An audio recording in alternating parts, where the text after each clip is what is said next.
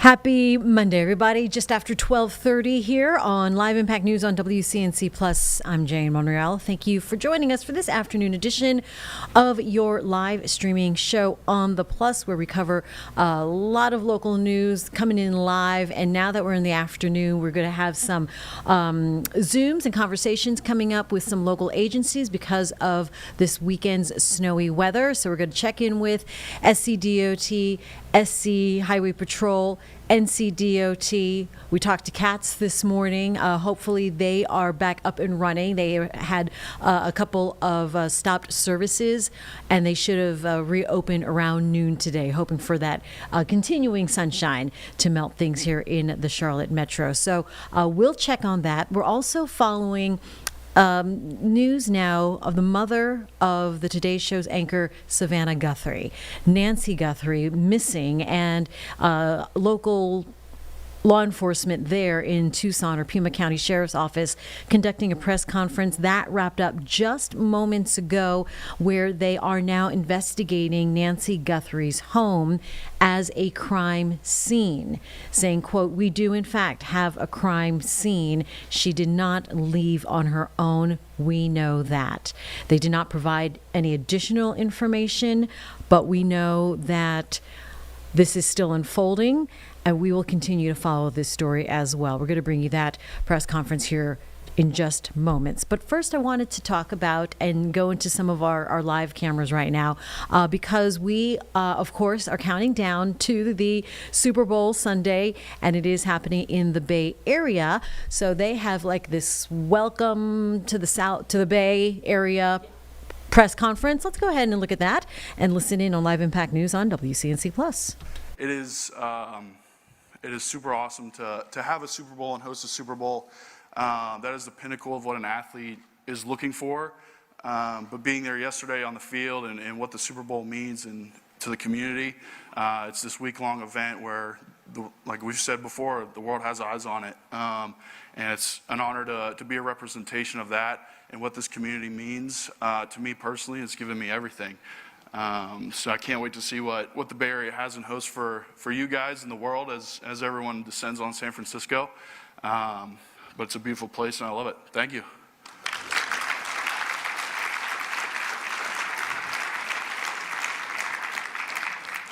Please welcome 49ers Chief Executive Officer Al Guido.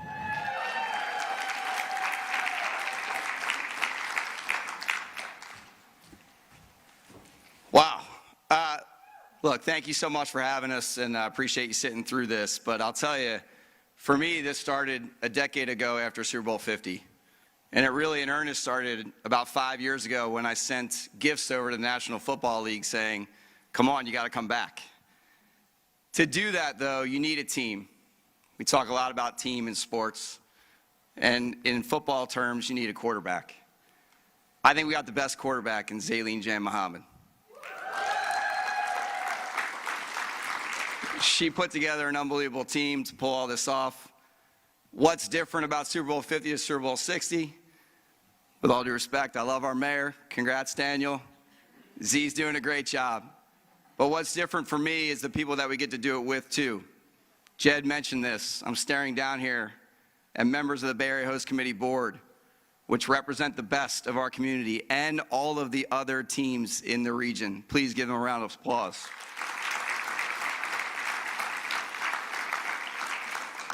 Jed referenced it in the economic impact, but let me just put it into perspective.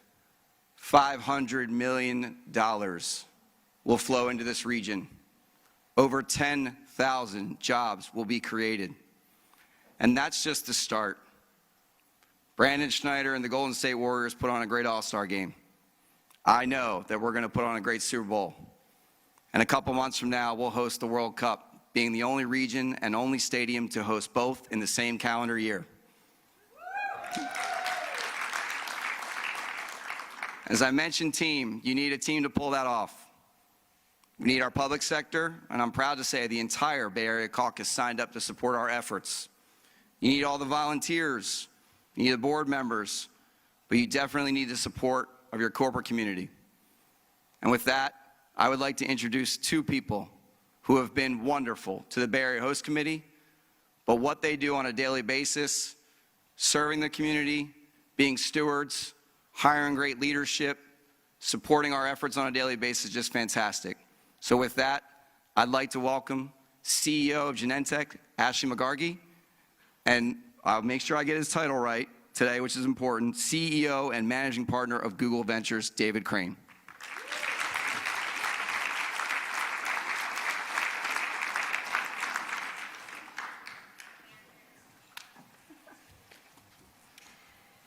Good morning, and thank you to the Bay Area Host Committee for pulling us together at a moment when our region is stepping onto the nation's biggest stage. It's an honor to be up here with David and other leaders in technology, in sports, and culture who reflect the energy and the ambition of the Bay Area. I'm Ashley McGargy, the CEO of Genentech. Let me tell you a little bit about Genentech. We were founded 50 years ago in the Bay on a bold idea that you could bring together biology and novel technology of genetic engineering to create medicines that would change people's lives. That idea started us, but also started an entirely new industry of biotech. Yep, biotech was invented in the Bay. And some people believe that it only could have started here because it's a place that brings together long-term thinking, risk-taking, and purpose to create breakthroughs. Now, some in our industry define breakthroughs as milestones in the lab, but our greatest breakthroughs are the people and our patients who take our medicines and overcome serious diseases. They're the people who survive cancer. They're the people who live with MS, multiple sclerosis, for years and years without their disease progressing. So we're not just celebrating 50 years of scientific breakthroughs, we're actually also celebrating 50 years of human impact. And as the original biotech company, Genentech is proud to be part of this community that always challenges the status quo. And we're excited to see and show the world, especially at the Innovation Summit on Friday, what Bay Area innovation stands for and what it truly means to break through. Thank you, David.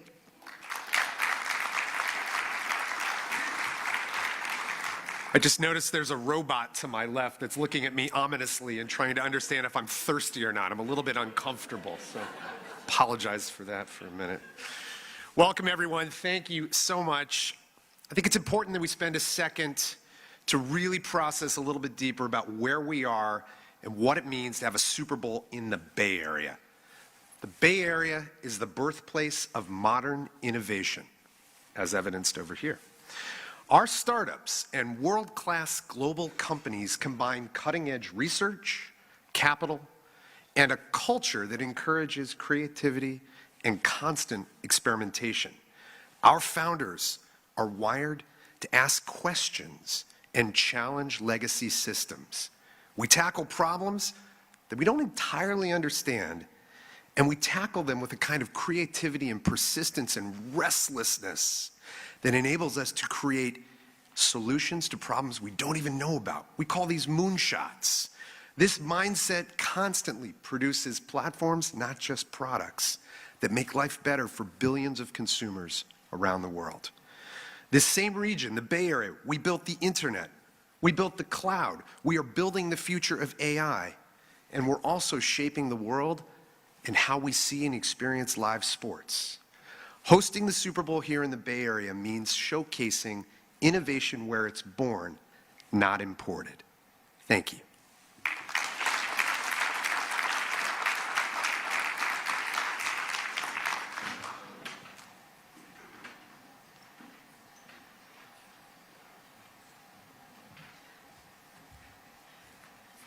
When at various points, of course, along the journey, as we sit here and think at the Bay Area Host Committee about how do we do things different, you can start to appreciate and understand the people that we surround ourselves with. And David and Ashley are two of those people that when I'm in the middle of a decision or I want to create something new, or the team does, they definitely sit with us and say, what if? And for both of you, thank you. That's all really I can say is thank you for being amazing partners. I'm going to take the bait and see if this water will get to me because I'm feeling a little thirsty. Is it going to? I would like some water, Tron. Thank you. That'd be awesome. Thank you. Thank you. David, it works. It's good. All right. Tron, thank you. There's no place to put my water up here, so come on over. Okay, innovation, obviously amazing and fun, thank you. But it's not our only focus. We are equally proud of the inclusion and impact work that is central to the identity of this region. It means everything to us. We've said from the very beginning that our most important work across these events is making a positive impact on our communities. I am a huge sports fan, huge, massive. I am very much looking forward to Super Bowl Sunday, even though my team's not in it, but I will watch as a fan. That being said, what I've told my team multiple times is it actually doesn't matter for us what happens on Super Bowl Sunday. It matters so much more on everything that happens because the Super Bowl is here. And to do this work and impact takes great partners and great partnerships. You will now hear about two of our signature legacy programs, Bridge to Work and Sports for All. And we're going to start first with Bridge to Work. To do that, please join me in welcoming our great partner, Sam Cobbs, CEO of Tipping Point.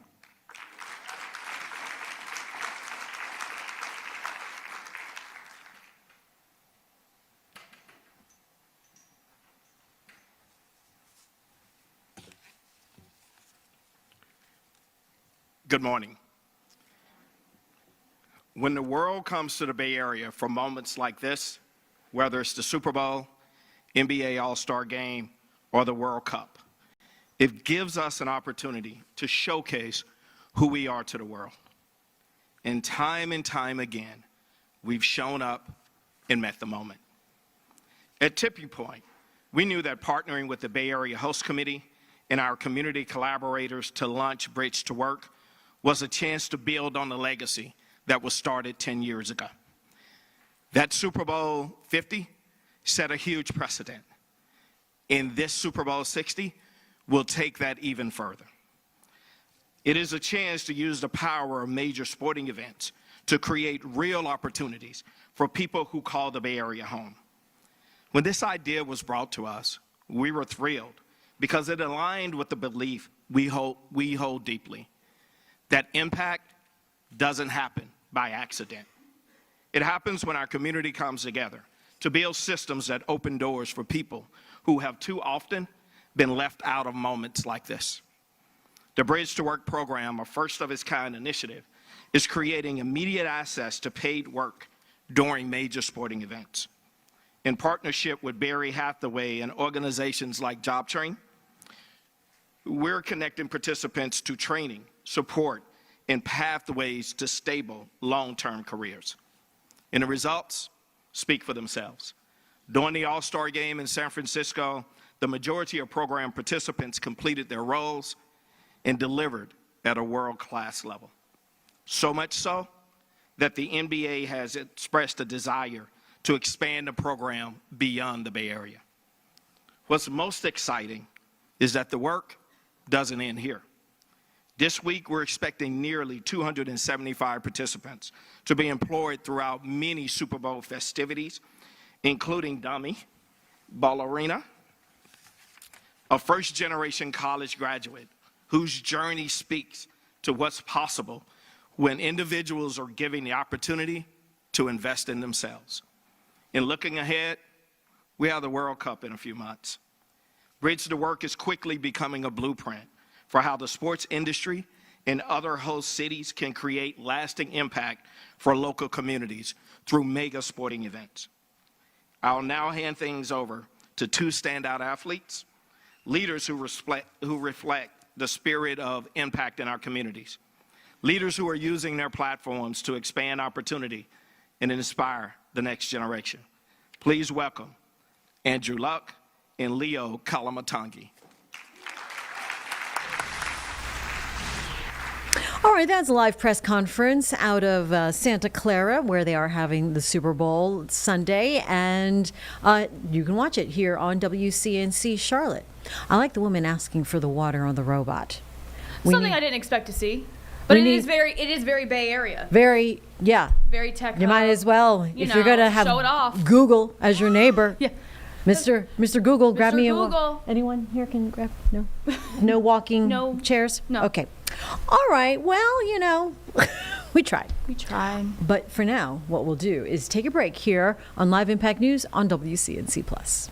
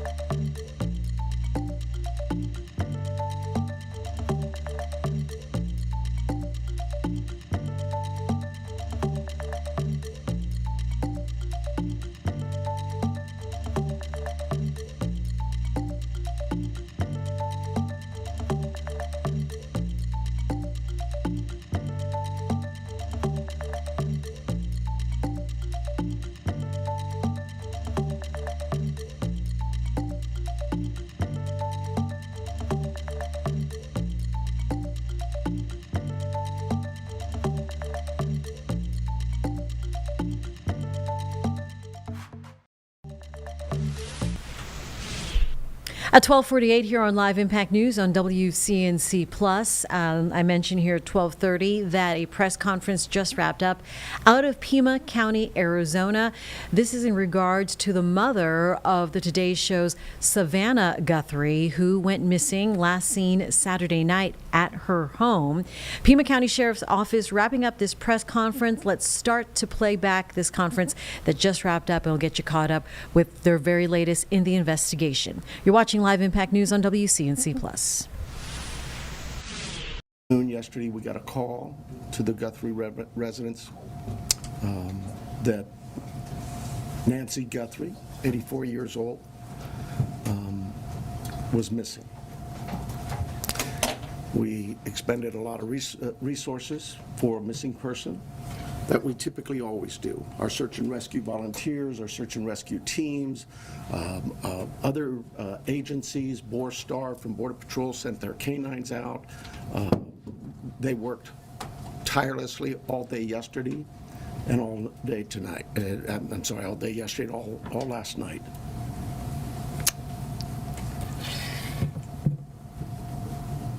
To no avail. As I said yesterday, we saw some things at the home that were concerning to us. We believe now, after we processed that crime scene, that we do in fact have a crime scene, that we do in fact have a crime, and we're asking the community's help. This community has always stepped up to help us solve some pretty tough crimes. I'm looking for that again.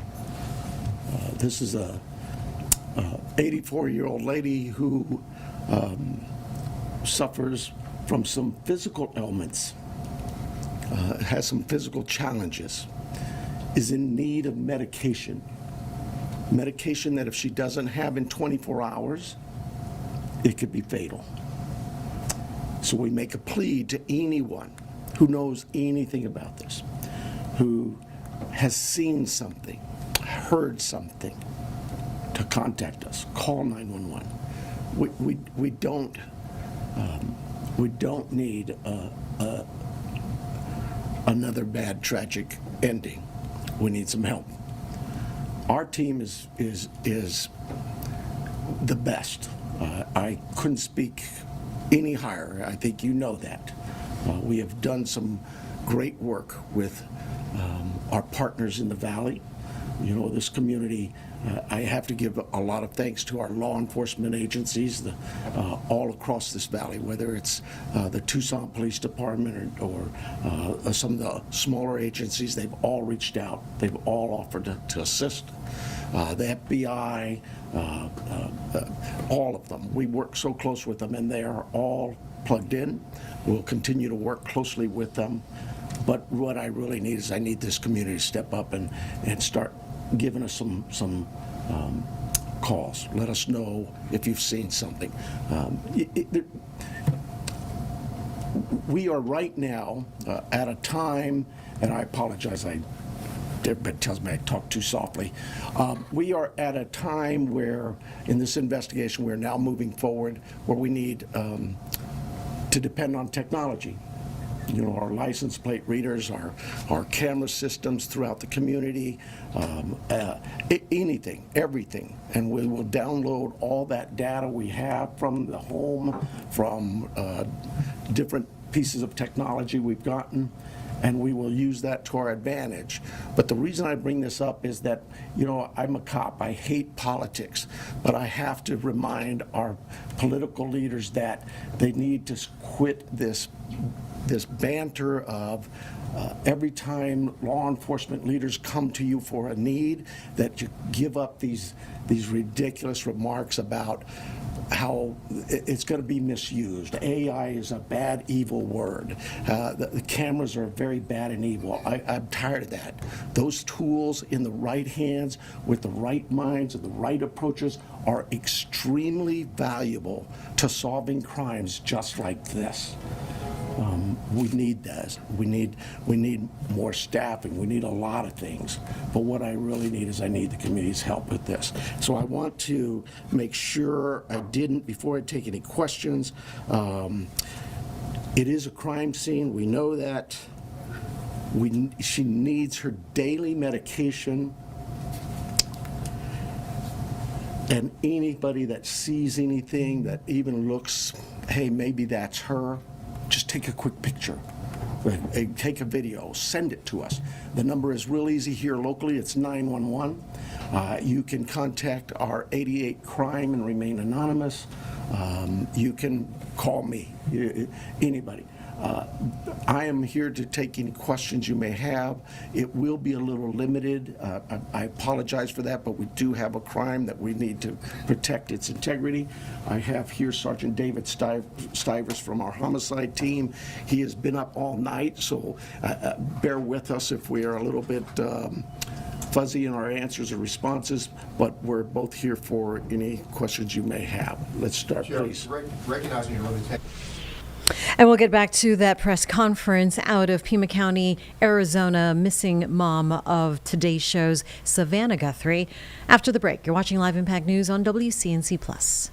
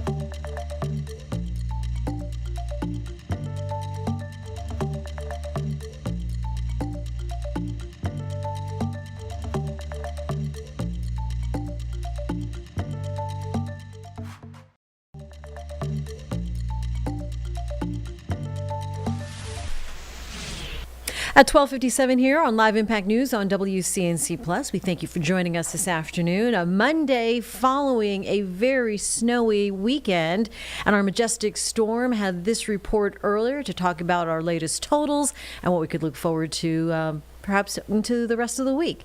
Here she is from earlier on Live Impact News on WCNC Plus. Struggle to see those temperatures warm, especially early in the morning. We're going to stay below freezing, except on Wednesday. We will get a little bit warmer when we're looking at our starting temperatures. Let's start with this, though, because we have a lot of snow still on the ground, even out there at Beach Mountain, of course, noticing a little bit more cloud coverage as we're heading into the afternoon up there in the mountains. Another live camera, though, this one's coming in from Dallas, where it is just absolutely gorgeous. Many of us soaking up the sunshine today. I know lots of kids home from school today, so layer them up, send them outside to play, maybe come on inside and warm up with some hot chocolate. It's going to be one of those types of day. Now, as we're looking at outside, we have sunny skies and mild temperatures. We'll expect to see some daytime melting, but then tonight temperatures are going to get really cold again, so refreezing. Yes, that's going to be a concern for multiple days. And then by the middle half of our work week, we have another system pushing across the Carolinas. We'll get to that, but right now, I mean, look at this. This is our satellite and radar showing mainly clear skies up in the mountains, tapping into more cloud coverage, just like what we saw on that live camera. 30 degrees right now in Hickory, 36 in Chester, and 29 degrees there in Monroe. So yes, a very cold start to the morning, but now temperatures, they're gradually starting to warm up. However, our daytime highs today, really only about 40 degrees, and it's going to feel a little colder than that as well. In the mountains, temperatures right around freezing, 34 degrees there in Boone, 32. There in Blowing Rock, low 30s down across Banner Elk. From Morganton to Lenoir, about 43, 44 degrees. To the south, we'll look for 40 degrees this afternoon in Shelby and Concord, even up there towards Salisbury, and 42 in Lancaster, 43 in Chester. So sunny skies, much cooler than where we should be, though, really, by about 10 to 15 degrees. By tomorrow, mostly cloudy skies, nearing 50 degrees. Still cold in the morning, but we'll take a little warm up as we're heading into the afternoon.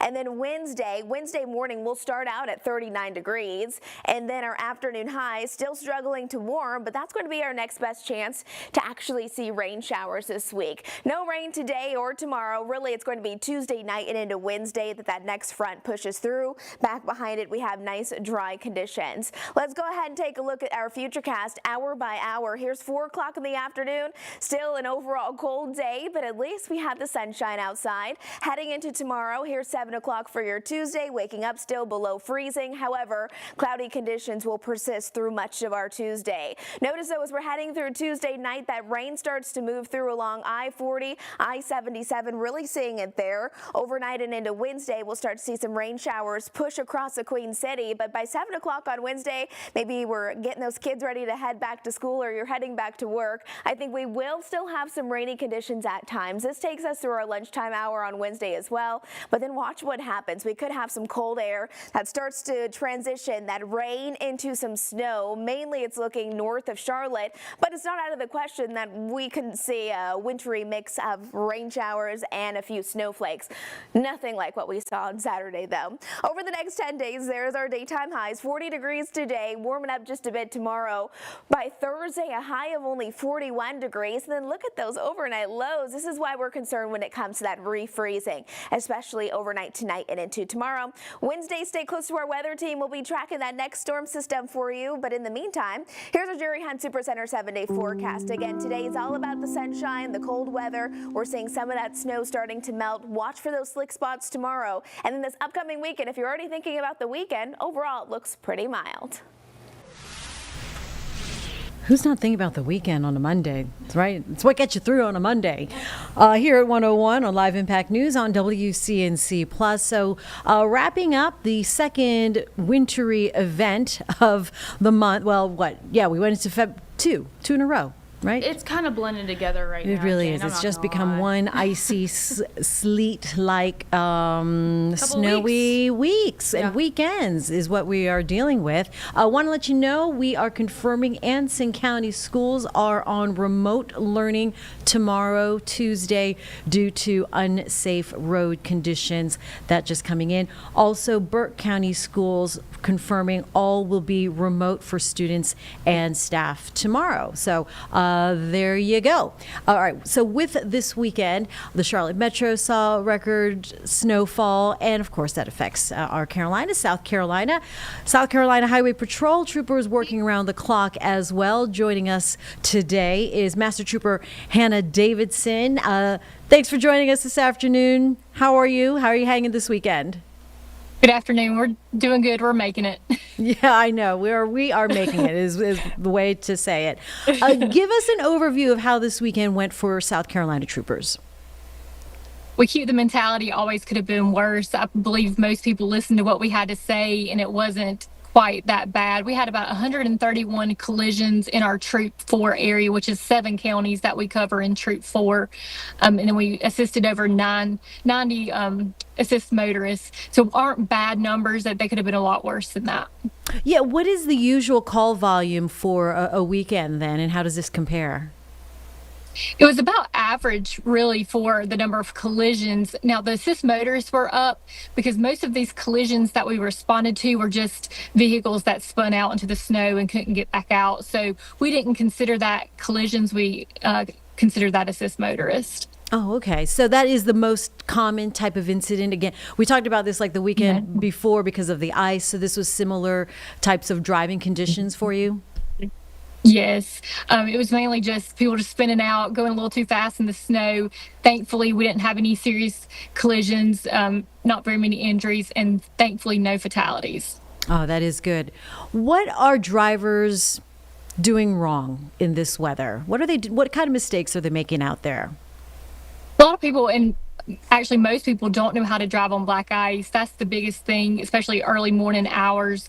As soon as they hit those ice patches, they kind of freak out and slam on the brakes, what any typical response would be. And then a lot of people don't know how to steer the steering wheel. They want to jerk it. So those are the bad things to do. You're just supposed to lightly tap the brakes and then steer the steering wheel the way you want it to go instead of jerking the wheel. So that's why you see a lot of spin outs and a lot of cars in ditches. All right, now that we're on, again, the other side of this weekend storm, we are seeing black ice that is melting right now, but then the refreeze tonight. What do you want folks to know as they navigate the rest of this week? Just take it slow out there, have patience. A lot of the back roads, our secondary roads, are still very icy. So just when you leave your house, know that there's a possibility for black ice. Of course, a lot of times you can't see it until you're already on it. So just remember to slow down and take your time.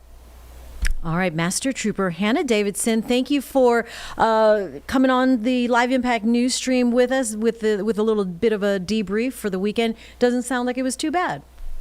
Not too bad. All right. Take care. See you next time. Thank you. Bye-bye. And we'll be right back on Live Impact News on WCNC Plus.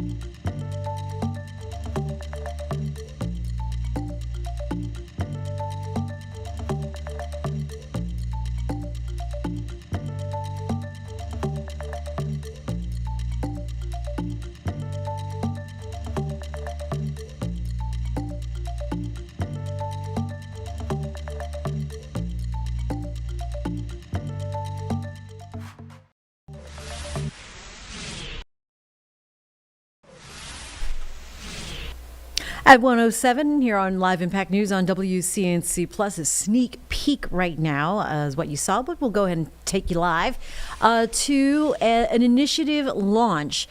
This is a meeting for the Health and Human Services Department, of course, headed by Secretary Robert F. Kennedy Jr., and a bipartisan initiative to talk about the country's growing mental health and addiction crisis. So let's go ahead and dip into this for a little bit on Live Impact News on WCNC Plus.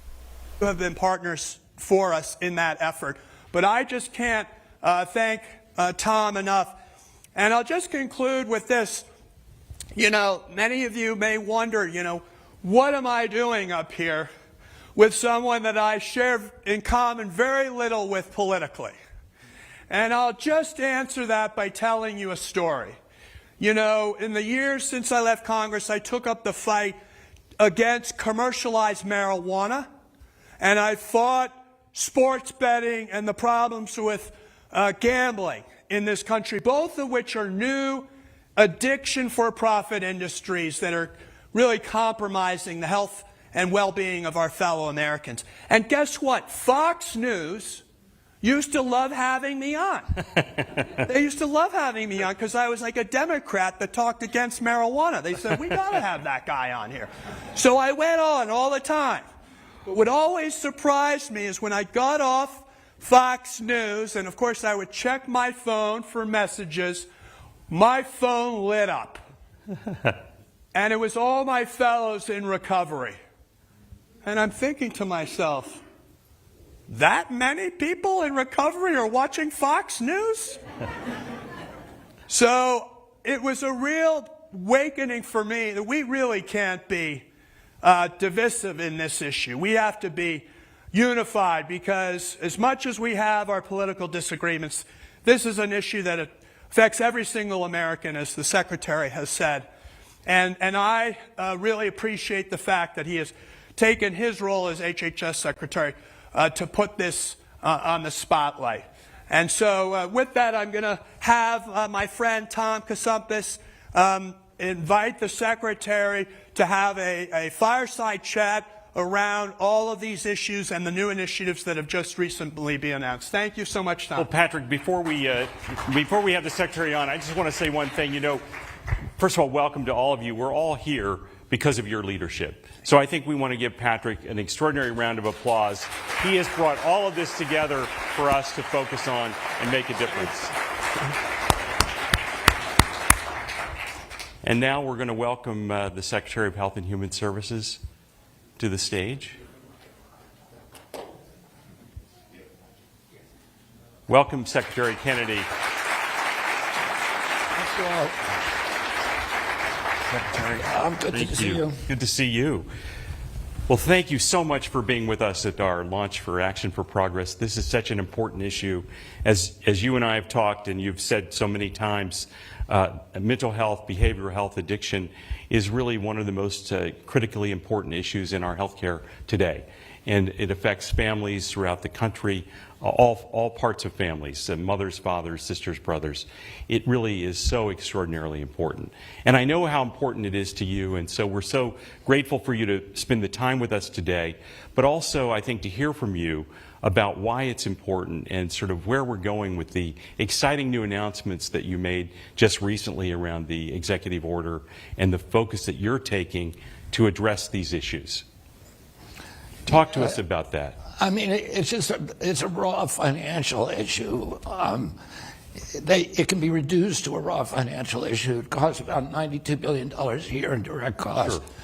About $890 billion a year in indirect costs and lost productivity and cost to our healthcare system, and just collateral damage and all the collateral illnesses. One of the things Patrick and I were talking about backstage is the intensity of use by drug addicts and alcoholics of the healthcare system. That they're in the emergency room all the time. They're also imposing costs on our justice system. They're imposing costs on our foster care system.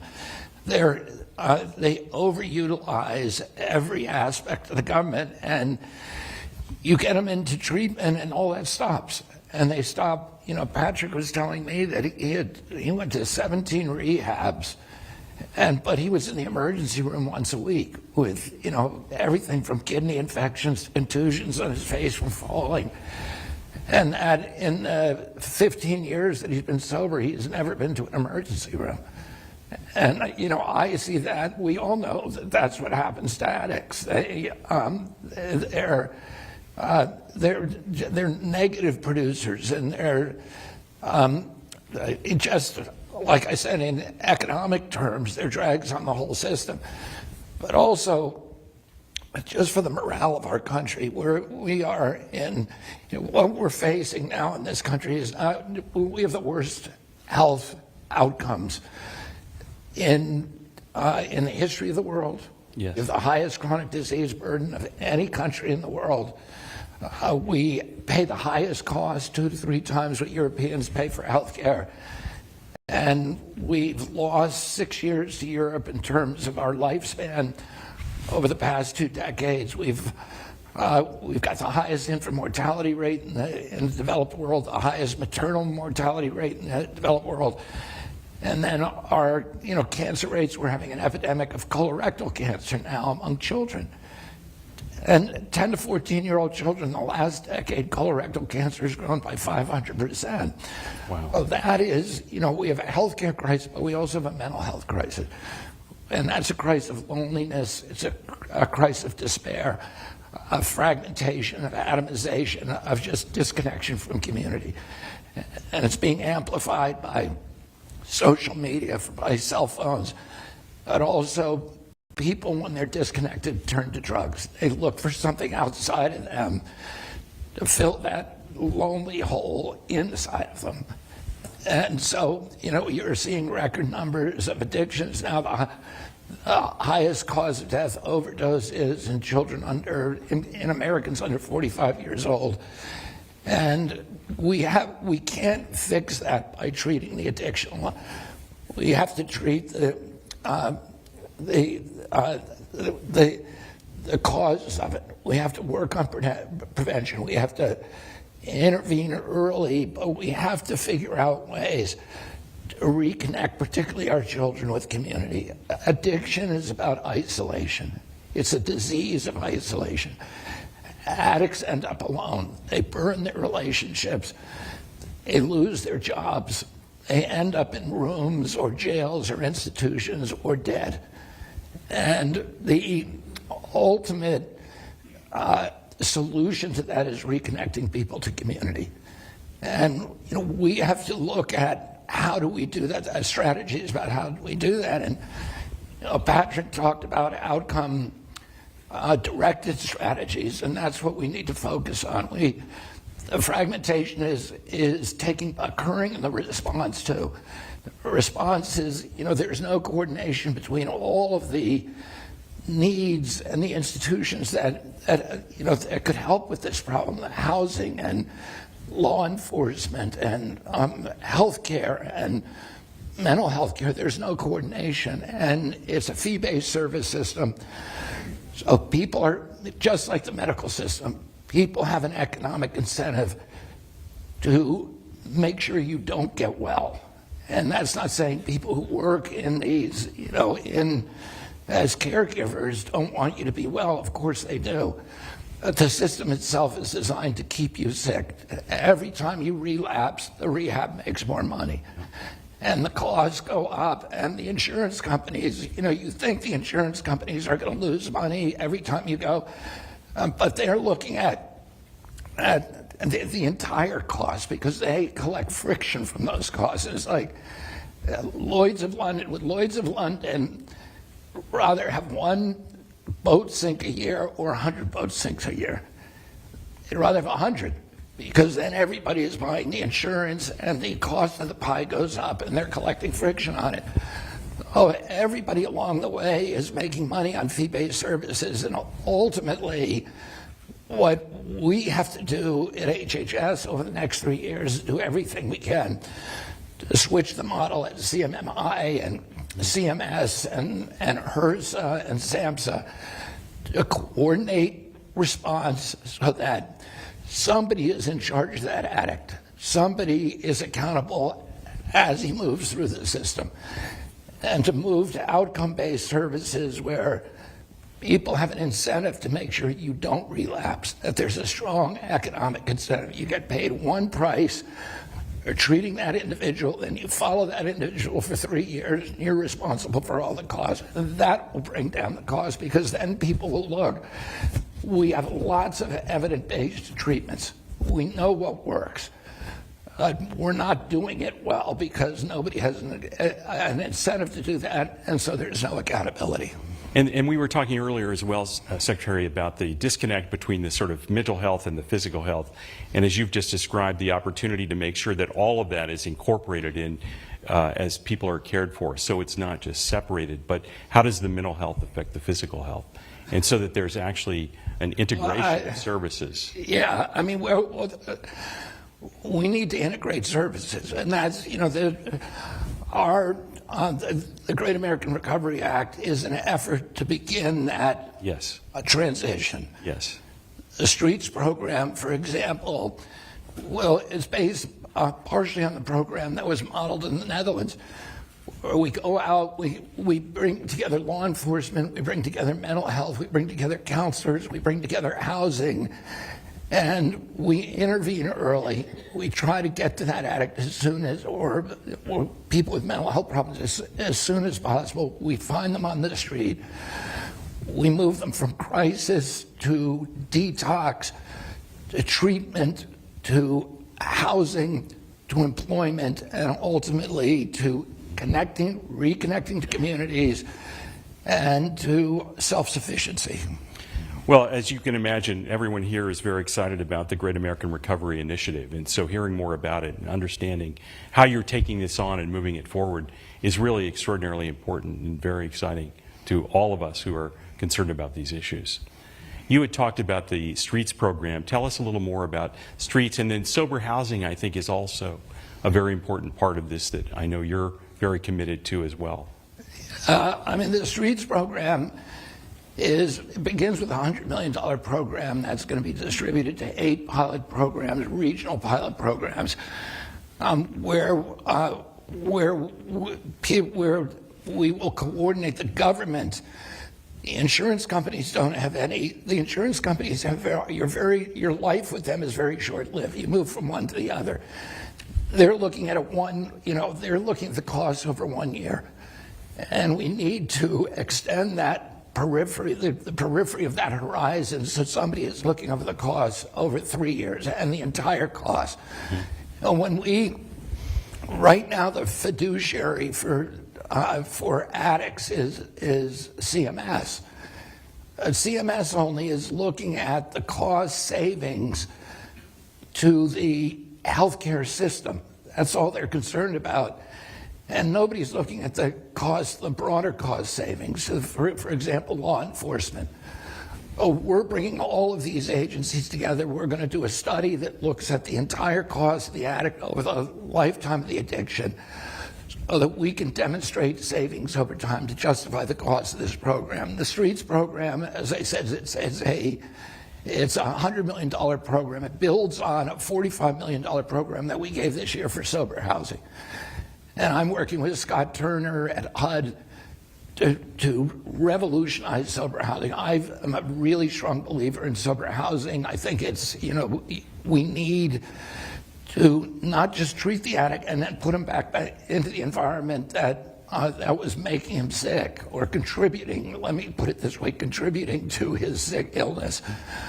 We need to give him some stability, or her some stability, and from there, they can get employment, they can develop relationships, they can develop independence, and then they can move on. But you need to give them that. Without sober housing, treatment is going to fail. Yeah.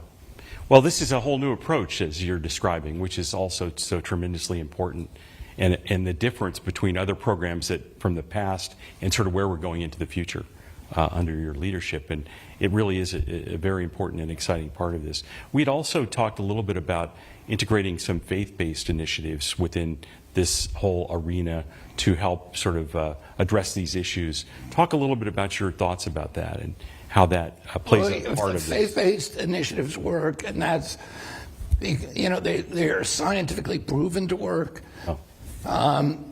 And they do that by reconnecting us to a community, by expanding the relationships that the addict has. And as I pointed out, addiction is a disease of isolation. You cut off those relationships. And God talks to human beings through many vectors, through each other, through organized religions, through the great books of those religions, through wise people and the prophets, and through nature. Nowhere with such texture and grace and joy as through other human beings. And when we cut off our relationships with other human beings, we lose that access to the divine. And that is a healing power. We are in a spiritual malaise in this country. And we need to give people access to all different ways of reconnecting with something that is higher than themselves. And, you know, I'm reminded of Bill Wilson, who was the founder of the 12-Step movement, he was in a program before he launched AA, which was called the Oxford Group. And the Oxford Group had 8 steps that are, from which the 12 steps of AA are taken. And those 8 steps were intended to induce a spiritual awakening.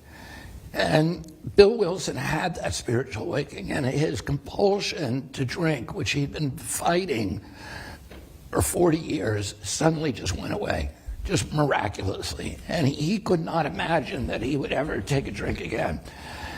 And all right, at 1:24, we're going to take a quick break. You're watching live an initiative on mental health being launched by Health and Human Services Secretary Robert F. Kennedy Jr., and we'll get back to that here shortly. But first, we need to talk about the roads in and around Charlotte. We'll get an update after the break. You're watching Live Impact News on WCNC+.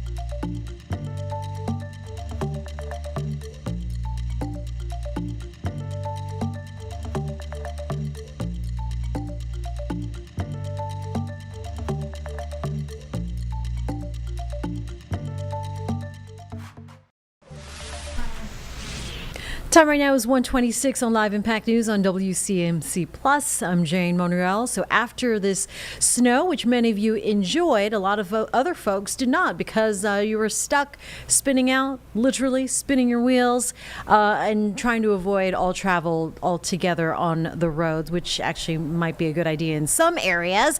Our Miles Harris now joining us from West Charlotte. The parking lots look pretty good behind you there, Miles. Yeah, Jane, like you said, I mean, it's really a mixed bag when you're talking about the conditions on the roadways. I want to step to the side and show you. This is Woodridge Center Drive, and for the most part, right, it looks pretty clear, maybe a little bit of slush, but if you look just past it and even take a look up on the bridge over here just off of Dwight Evans Road, you can barely see the road. So the visibility along the lines of the road here is obviously a big concern, but also if you take a look, you're seeing how much of that ice and slush is really making things really a challenge for some of the drivers. I mean, we've been here for the last hour, I'd say, or so, and we definitely see some cars taking their time and also maybe sliding a little bit on that ice as well. So definitely a major concern when it comes to certain areas, side roads, bridges that still look like this today. So we are not down and out when it comes to the road conditions just yet, and we do know that the road conditions today also has affected services like CATS, for example. We know that they delayed their start time when it came to the Blue Line. We know that their road conditions, especially the bus routes, and those conditions are adjusted into do more of their snow routes. So there's a big adjustment there as well. And we will be able to talk to NCDOT here in the next hour. I know you guys are, and there's still a lot of questions, obviously, concerning what their efforts and what they're doing throughout today and throughout the rest of the week to make sure that more of the roads look more clear, more visible, I should say, as well. But we know that there's been some issues along roadways like I-85, major roadways there. We know there's a roadway in Monroe right now that's even being deemed impassable from even police departments down there. So still a lot of questions as far as some of the roadways and the concerns there, but overall, Jane, good and bad as far as the commute so far this Monday. All right, Miles, you're from Ohio. You are accustomed to some of these snowy conditions and roadways. Any advice to those who are not as experienced as you? Yeah, I would say definitely take your time. There is no reason to kind of lean onto the accelerator. I know that I had to drop somebody off of the roadway to the airport yesterday, and I don't think I went any faster than 30, 35 miles per hour while even being on 85. So definitely taking your time, not trying to force things, especially if you're on the icier conditions. But definitely the biggest thing is making sure that you're giving yourself that time, that not going too fast, but also giving yourself that space between cars. You want to do that one as well, Jay. Yeah, a little extra room. I know I was also caught on the roads a little bit yesterday as well, and it was one of those, don't get too, like, normally as close to the person in front of you at a stoplight, right? And then even on this, like, working the side of them, trying to get onto the same on-ramp. It was like, ooh, could be slippery. Could be slippery. All right, our Miles Harris. I know 85 was trouble. We'll talk to NCDOT for you. And I know that big pileup in Kannapolis was one of the culprits for the weekend. Thanks for that report. See you later. Thanks. See you. Back here now on Live Impact News on WCNC Plus. We're going to take a quick break and get back to that Health and Human Services initiative launch after the break. You're watching Live Impact News.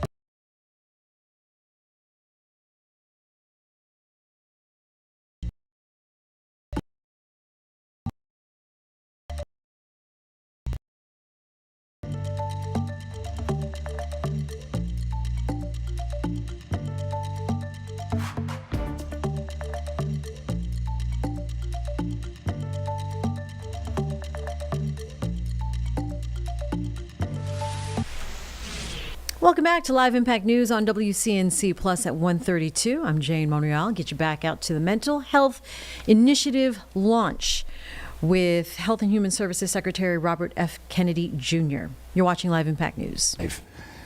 That I've done out of personal ambition or aspirations or an acquisitive impulse or materialism has been wormwood and bile. And everything that I've done that is consequential or enduring has come from that spiritual center. And we're all hybrid beings. We're half spiritual and half biological. And a lot of times our biological being doesn't have the best judgment.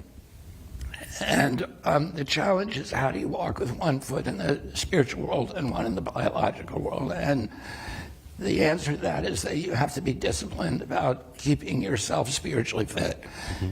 And so I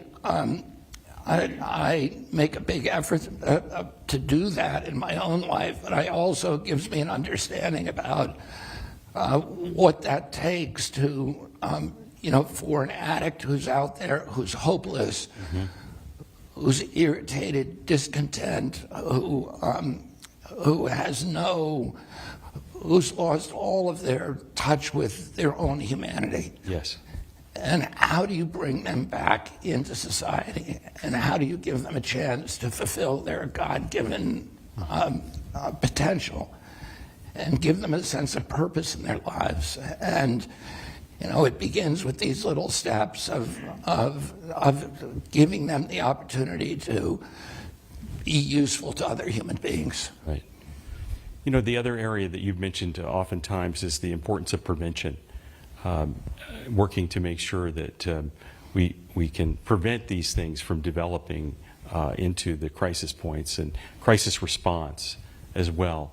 Any thoughts about? Yeah, this is just like in physical medicine. The longer you wait, the more expensive and the more insurmountable the job becomes. And when we know the kids who are going to become addicts. It's pretty easy to identify them early in life.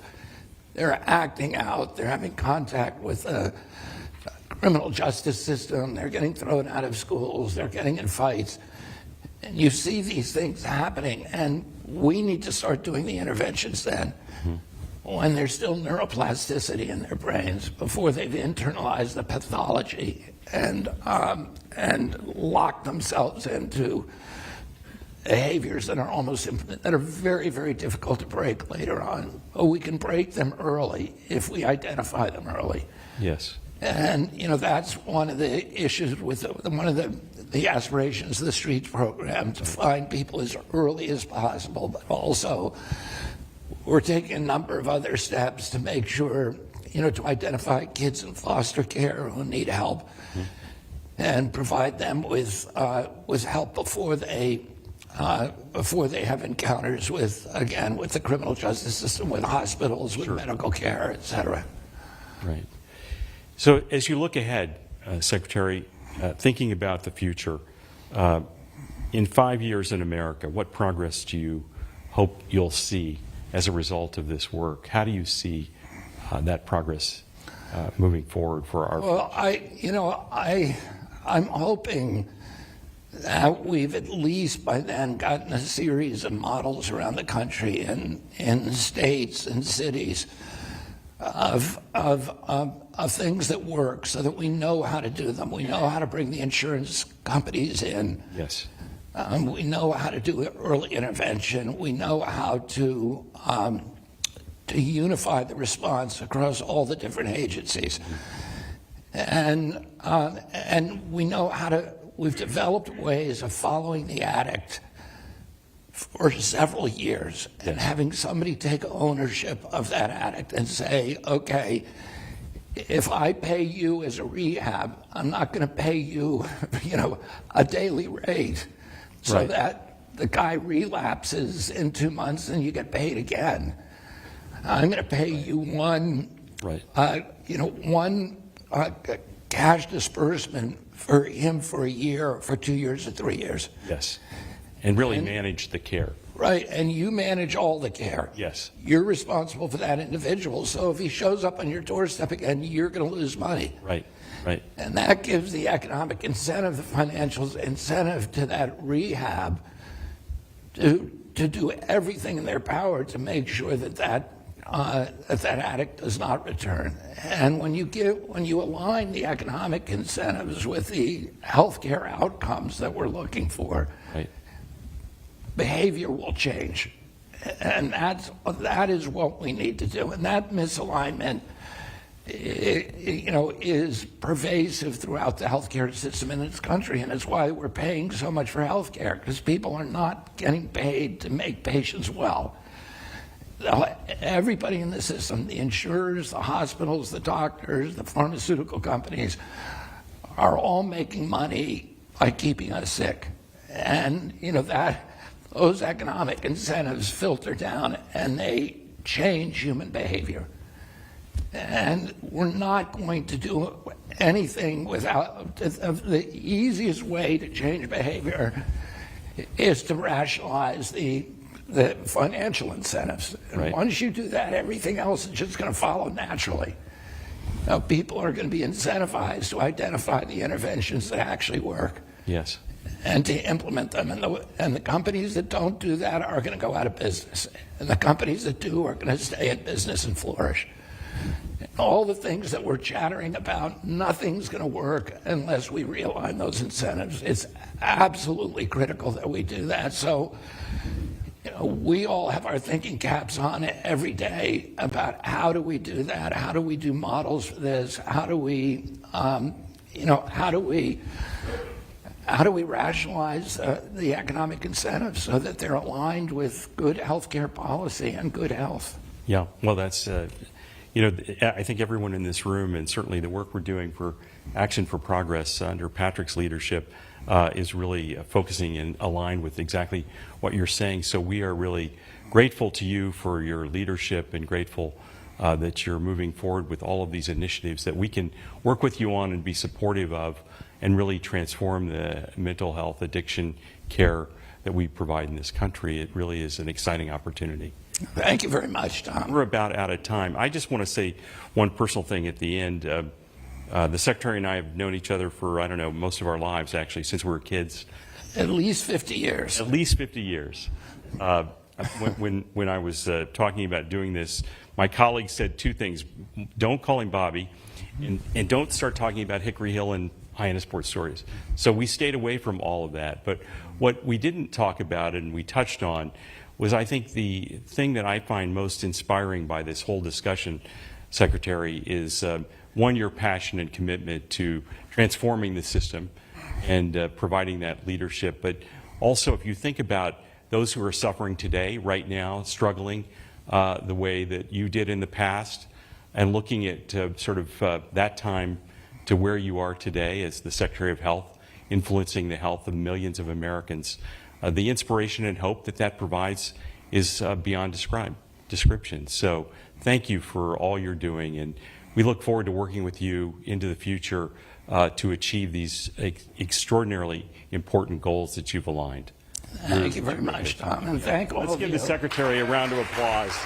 You're the best. Give me a hug, man. Thank you. Thank you all.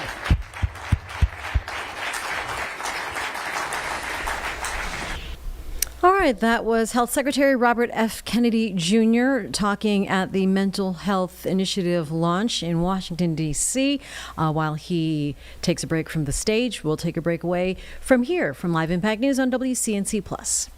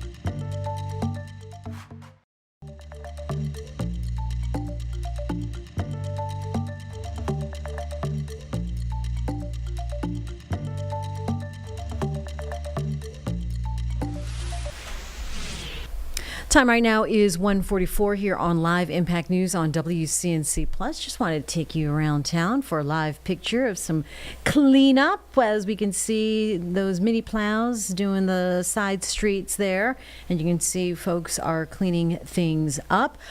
So that's nice to see. The sun is shining, and before that turns into black ice, might as well get that out of the way while they can, right?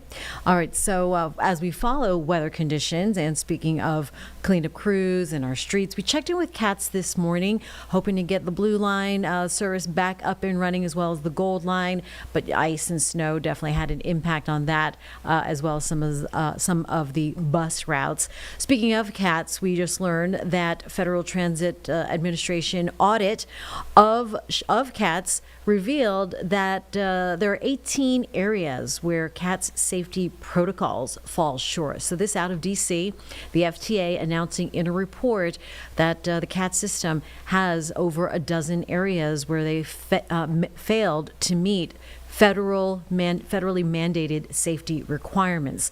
We'll be looking into that. Our Julie Kay is on that story for today here on WCNC Charlotte. Also want to update you on a deadly shooting in Concord. It happened on January 26th, where the police department was investigating a shooting that happened on Kite Court involving two people. There was an arrest warrant, I should say, for, let me get his name, a suspect, Raheem Jeroy Roy Glasgow Jr., who Concord police said that he was armed and dangerous, so to call 911. We've just learned that Glasgow turned himself in today. So now in custody, being held without bond, with his next court date on Wednesday. We'll be looking into that story as well. Want to get you back out to the Health and Human Services Initiative launch out of Washington, D.C. We just heard from Health Secretary Robert F. Kennedy Jr. Now, looks like Dr. Oz is talking on this chat format. Let's go ahead and listen in now on Live Impact News. Remove the debt. It would provide us unbelievable strength because the taxes on that $3 trillion would allow us to keep Medicare Part A solvent, to make a trust fund. It would allow us to make Social Security healthier, tremendous downstream benefits. But to do that, you actually have to invest in making sure people want to work the extra year.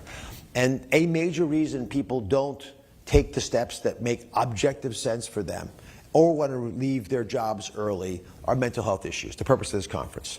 And we have all kinds of laws and rules that treat mental health conditions like they're chronic illnesses, that makes them eligible for a payment and the like. But what we're going to talk about today goes beyond that. Why is it that it's so hard to deal with the mental health challenges in America? Yeah, these are great points. And I mean, one of the things that I've always led with is the importance of purpose. And we have a population with folks, as you're saying, who have an opportunity and capacity to deliver more work. And why are we not leveraging that? And why are we not leveraging that in the health and human service space? And I would even say particularly the behavioral health space. As Secretary Kennedy always points out, sponsors, mentors, coaches in the military community, battle buddies, are a critical component, not just to navigate, but to provide kinship and help people with their day-to-day lives. And that's not something that we in the healthcare system, and I say this as a clinician, really give enough attention. The solutions are not all clinical. The non-clinical arena is very, very important, and we ought to be looking for that as an employment initiative as well. Well, I have 20 years ago, with my wife, started a foundation that does peer-to-peer mentoring in high schools around the country. We touch the lives of about 200,000 kids a year. It's grown dramatically. We put about $100 million into this project. It works. We have objective data. We need more of those kinds of experiments. At CMS, we're looking at models. So CMS is Medicare, folks over 65, Medicaid, people who, as Hubert Humphrey has said, are at the dawn of their life, children. 53% of kids are on Medicaid. At the twilight of their life, older folks who don't have money, they go on Medicaid frequently, and then those living in the shadows. So those are the classic categories that are medicated. And all great people take care of their most vulnerable. We're a great nation. We're going to do it as well. That's the ultimate safety net of the country. So we have those two big issues. But the way we innovate often is around these models that we create to get people to come play with us in our sandbox and come up with better concepts. And we have ones that are dedicated to mental health services. We, for example, go into institutions, to places where people are institutionalized and provide them primary care services. We spend time trying to get folks who have dementia, for example, better tied into the system. We have all kinds of models we're working on, including a MAHA model that will allow multiple folks to be able to get access to support to just figure out what works and what doesn't work. Some of this is not medical. We shouldn't medicalize everything. You know, the value of having some spiritual belief in your life probably is real and significant and hard to replace that. Loneliness is a massive problem. The last Surgeon General's report, he quantitated it as equivalent to smoking 15 cigarettes a day, which I think that's pretty accurate. The impact of substance use, which is often what you turn to if you can't get other connection in your life, and is worsened dramatically by loneliness. These are, if you count lost work days and the like, we're talking about $100 billion a day, including incarceration, maybe $150 billion, not a day, a year. So these are major costs that we're absorbing because we're not taking a crisis, an emotional crisis, on head first.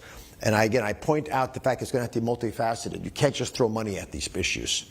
Well, we see what's happening in California, Minnesota, and other states when you just throw money at a problem. It's not that the problem's not there, it's that throwing money at it allows it to be diluted in its impact, but also taken by people who do the wrong things with it. Yeah, no, I would agree. Obviously, waste, fraud, and abuse are big challenges, and so is the paying for service model, where we check off a box because it was processed, dealt, and delivered in a compliant way, and that may or not impact the outcome of a human being. You brought up a couple of really important things. One of them is kind of this idea of medicalizing our population. And much like diabetes type 1 and type 2, there's a big fundamental difference in terms of the biology. And the type 2 diabetes really requires a lot of lifestyle attention in particular.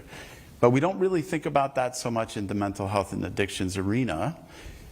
And what I would say is, when you do that, when you're focusing on diagnosing someone and getting them a treatment plan and delivering clinical care, when there are other options, you're actually not just disserving them, because that can have its liabilities, but also you're stealing the really critical clinical resources from the people that I've cared for my whole life, in the VA, in the county, in the government systems, who are the people who are revolving in and out of hospitals, on and off the streets, and in and out of the jails. So I think, in alignment with your vision and the Secretary's vision, figuring out ways to go after people suffering from the human condition with human condition solutions and not clinicalizing them are imperative.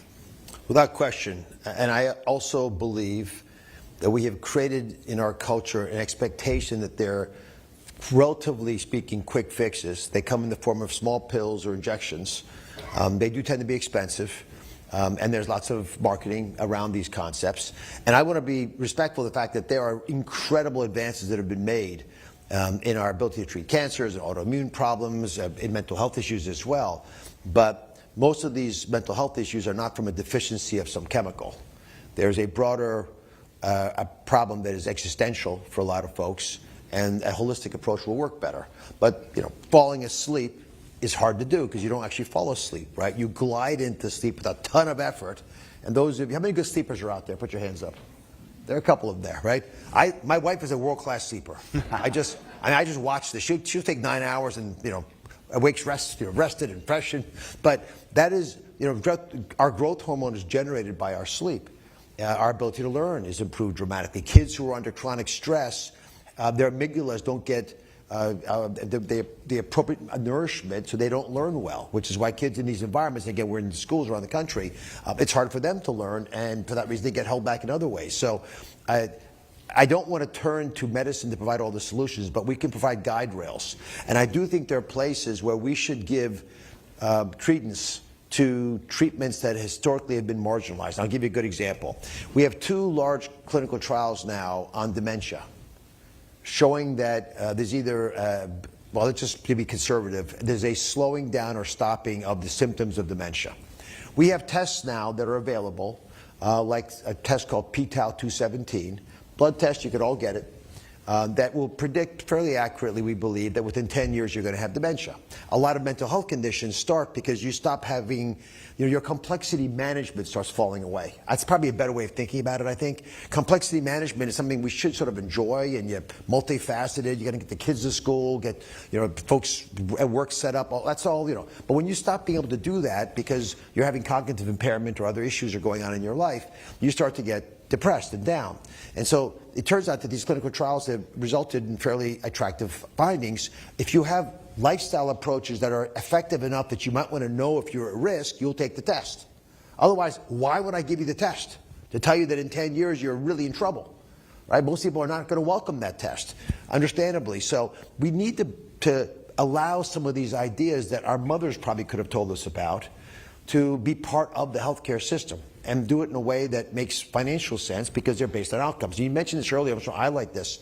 Most of the healthcare system is based on the number of widgets you build. How many procedures do you do? How many patients do you see? It's like a shoemaker. How many soles you hammering into the bottom of the customer's shoes? Every shoe you hammer, you get paid more, so you want to do as many as you can. If the work's not so great, doesn't last that long, you still get paid, so there's a lot of incentives just to do more. And what's not appreciated often is if folks who are not noble in their pursuit of the healing art of medicine are allowed to game that system, they make a ton of money. And what do they do with that money? They push the other people out of the business. So they begin to take over, like pariahs, a piranha is a better example with goldfish, just eating all the good guys, pushing them out of the way, and they take over the ecosystem. So it is our job to support those efforts. When good people watch bad people get away with stuff, it's our fault. It's the fault of good people who didn't do much about that. And I've been forced already in my 1-year tenure at CMS to take some pretty draconian actions in areas where we probably could have been more surgical if we just intervened earlier.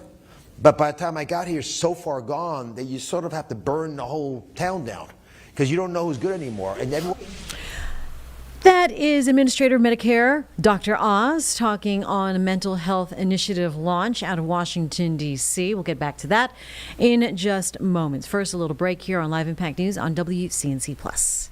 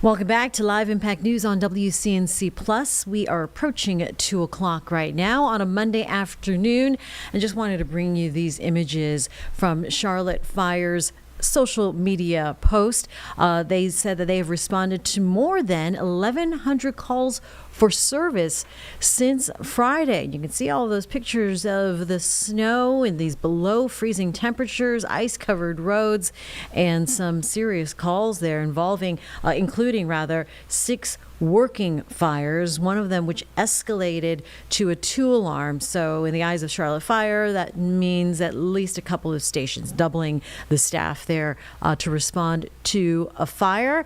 There were 55 vehicle crashes, multiple pin-ins. There was 1 water rescue and hundreds of medical calls.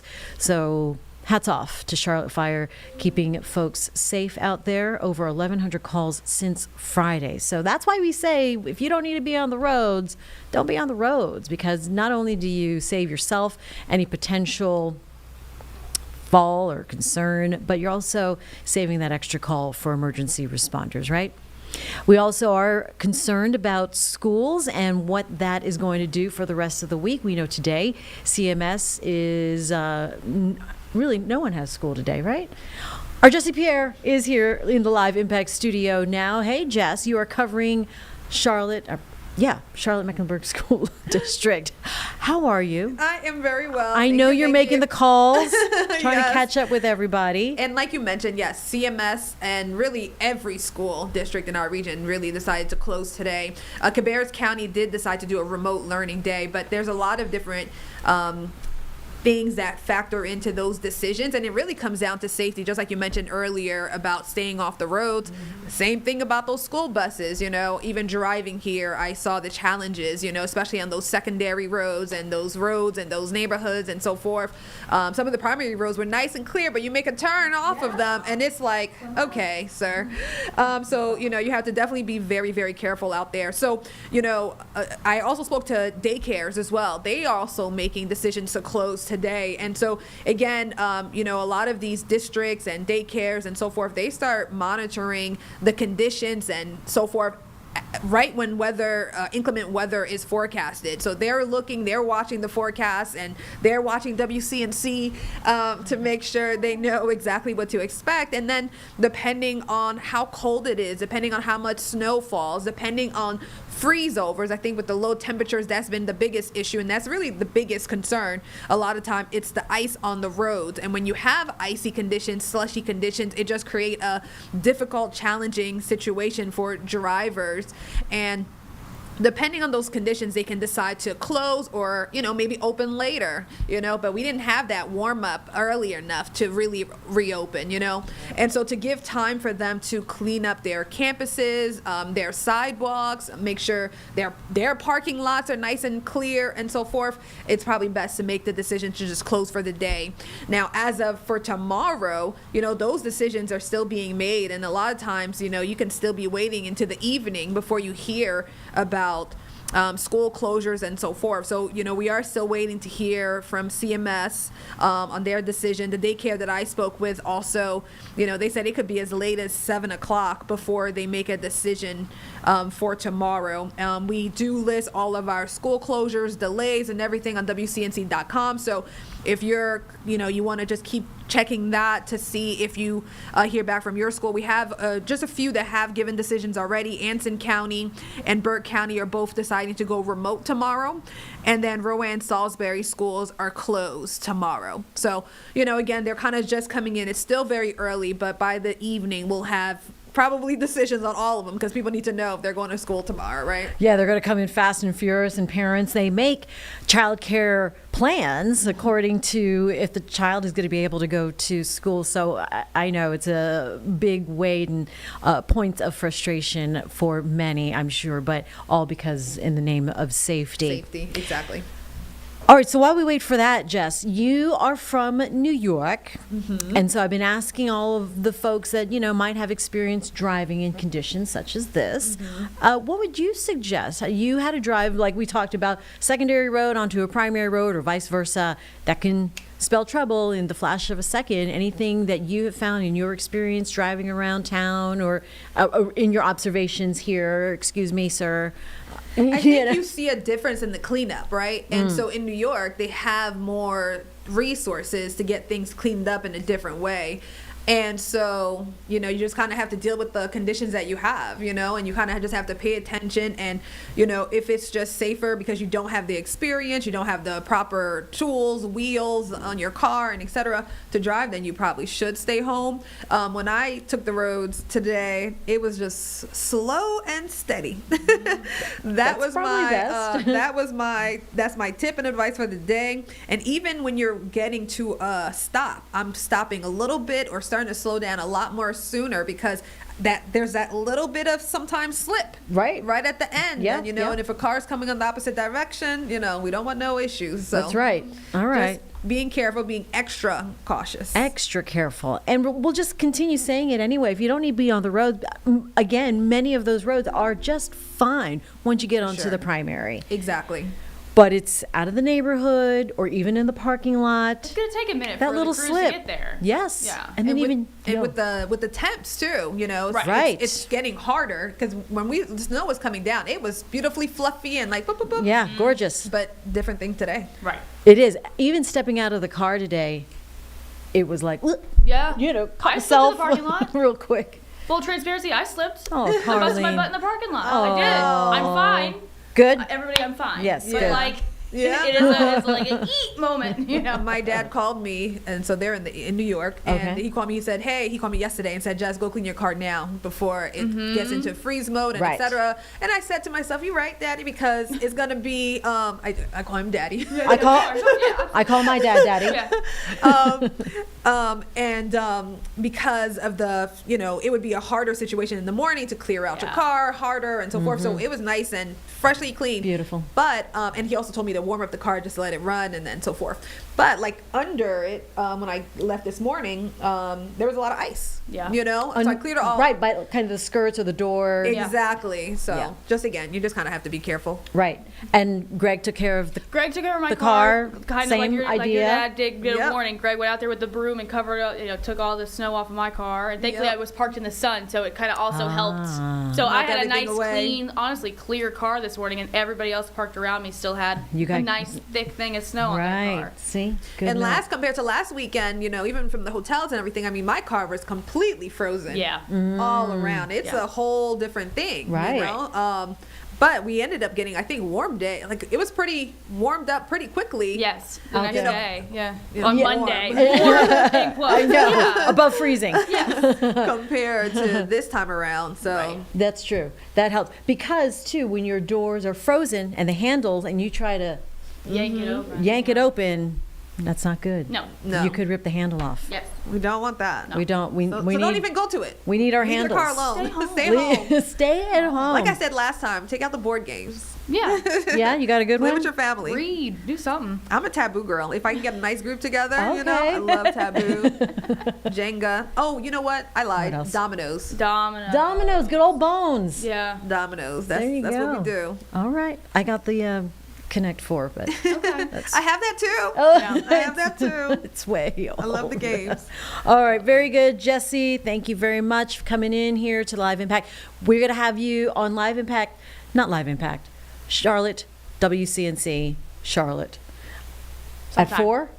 4, 5, and 6. Oh, she's all shows. very good. All shows. All right, we'll see you at 4, 5, and 6 then. And maybe we'll get some news if that happens on what happens with CMS, if they made a decision before 7. But as soon as we know, we're going to let you know. Thanks. Absolutely. Thanks, Jess. We will be right back on Live Impact News on WCNC Plus.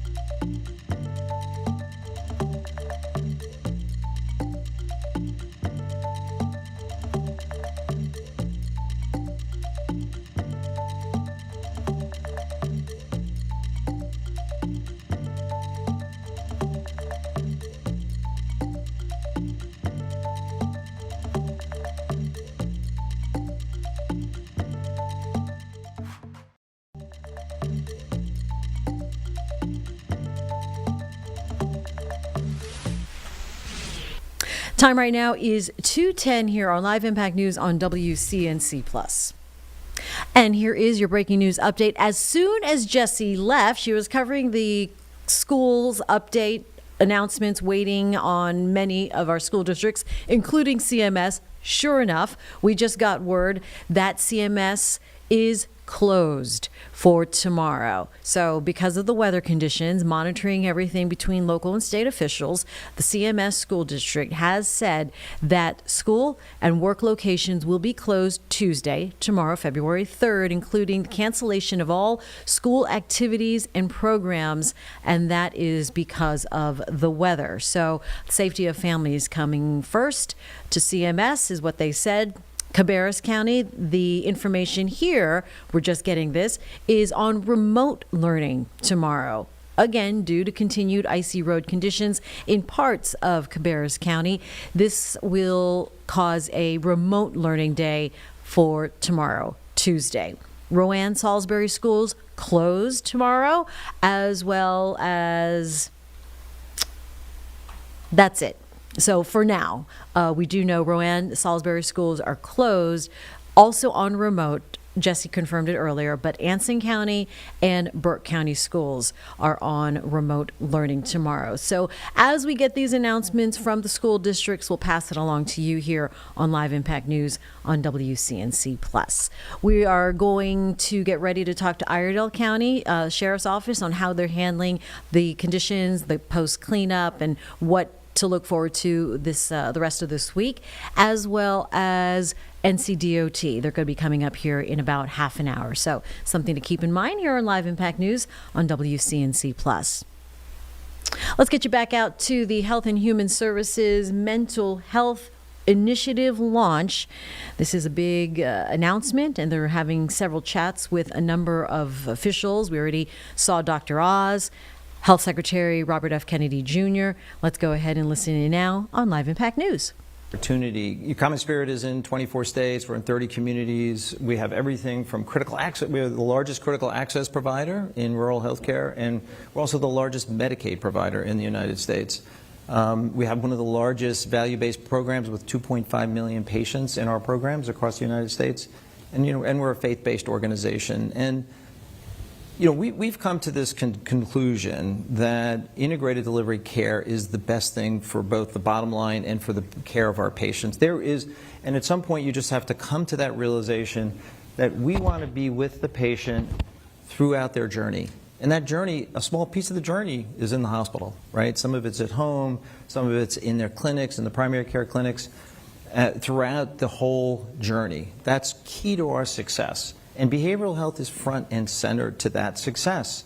We have 4 tenets. One is you got to screen, and you got to screen early. Then you've got to enable access. Then you want to address the quality of the behavioral health, because there's a lot of healthcare out there. Behavioral health in particular is vulnerable to poor evidence-based care. Navigation is a key to our success in this space. So we have, across all of our primary care clinics and all of our emergency rooms, we're screening for addiction, depression, and anxiety. We then have a group that we work with and we've partnered with where we've elevated the care in our primary care clinics. So our primary care, I am a general internist, primary care provider. I've been caring for chronic illnesses my whole life. And behavioral health is the first thing I think about if I'm going to manage diabetes, hypertension, and heart failure. So we have trained our primary care providers in partnership, and we do warm handoff to the community providers. So it's screening early, then it's access to treatment, it's also quality in the evidence, and we also have navigation programs. So if somebody's acutely ill in our clinic or in our ER, they get navigated right away, particularly to addiction issues. You need to address those quickly. These are automated programs. Some of these are done automatically. Some of these are phone calls at home, some follow-up issues.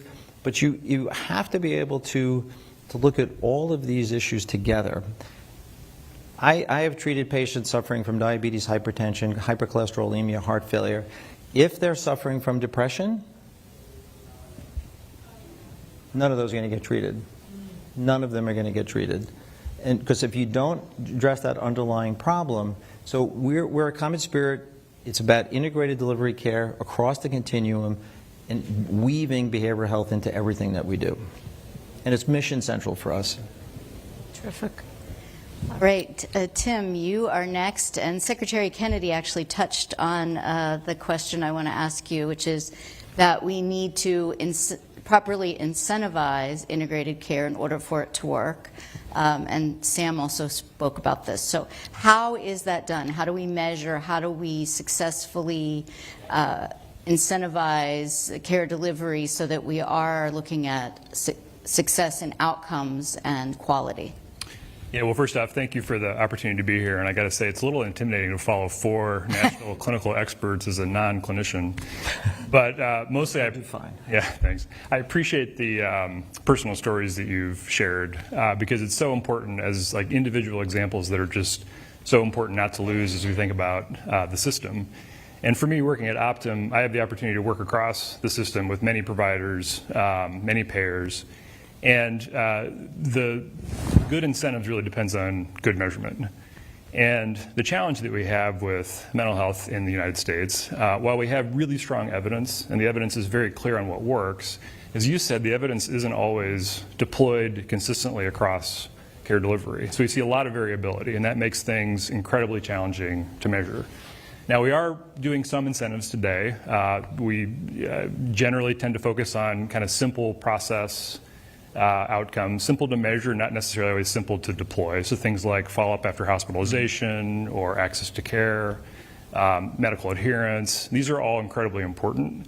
But we're really not to the point where at scale we're fully incentivizing the outcomes. So actually seeing improvement from an individual over time measured in a consistent way.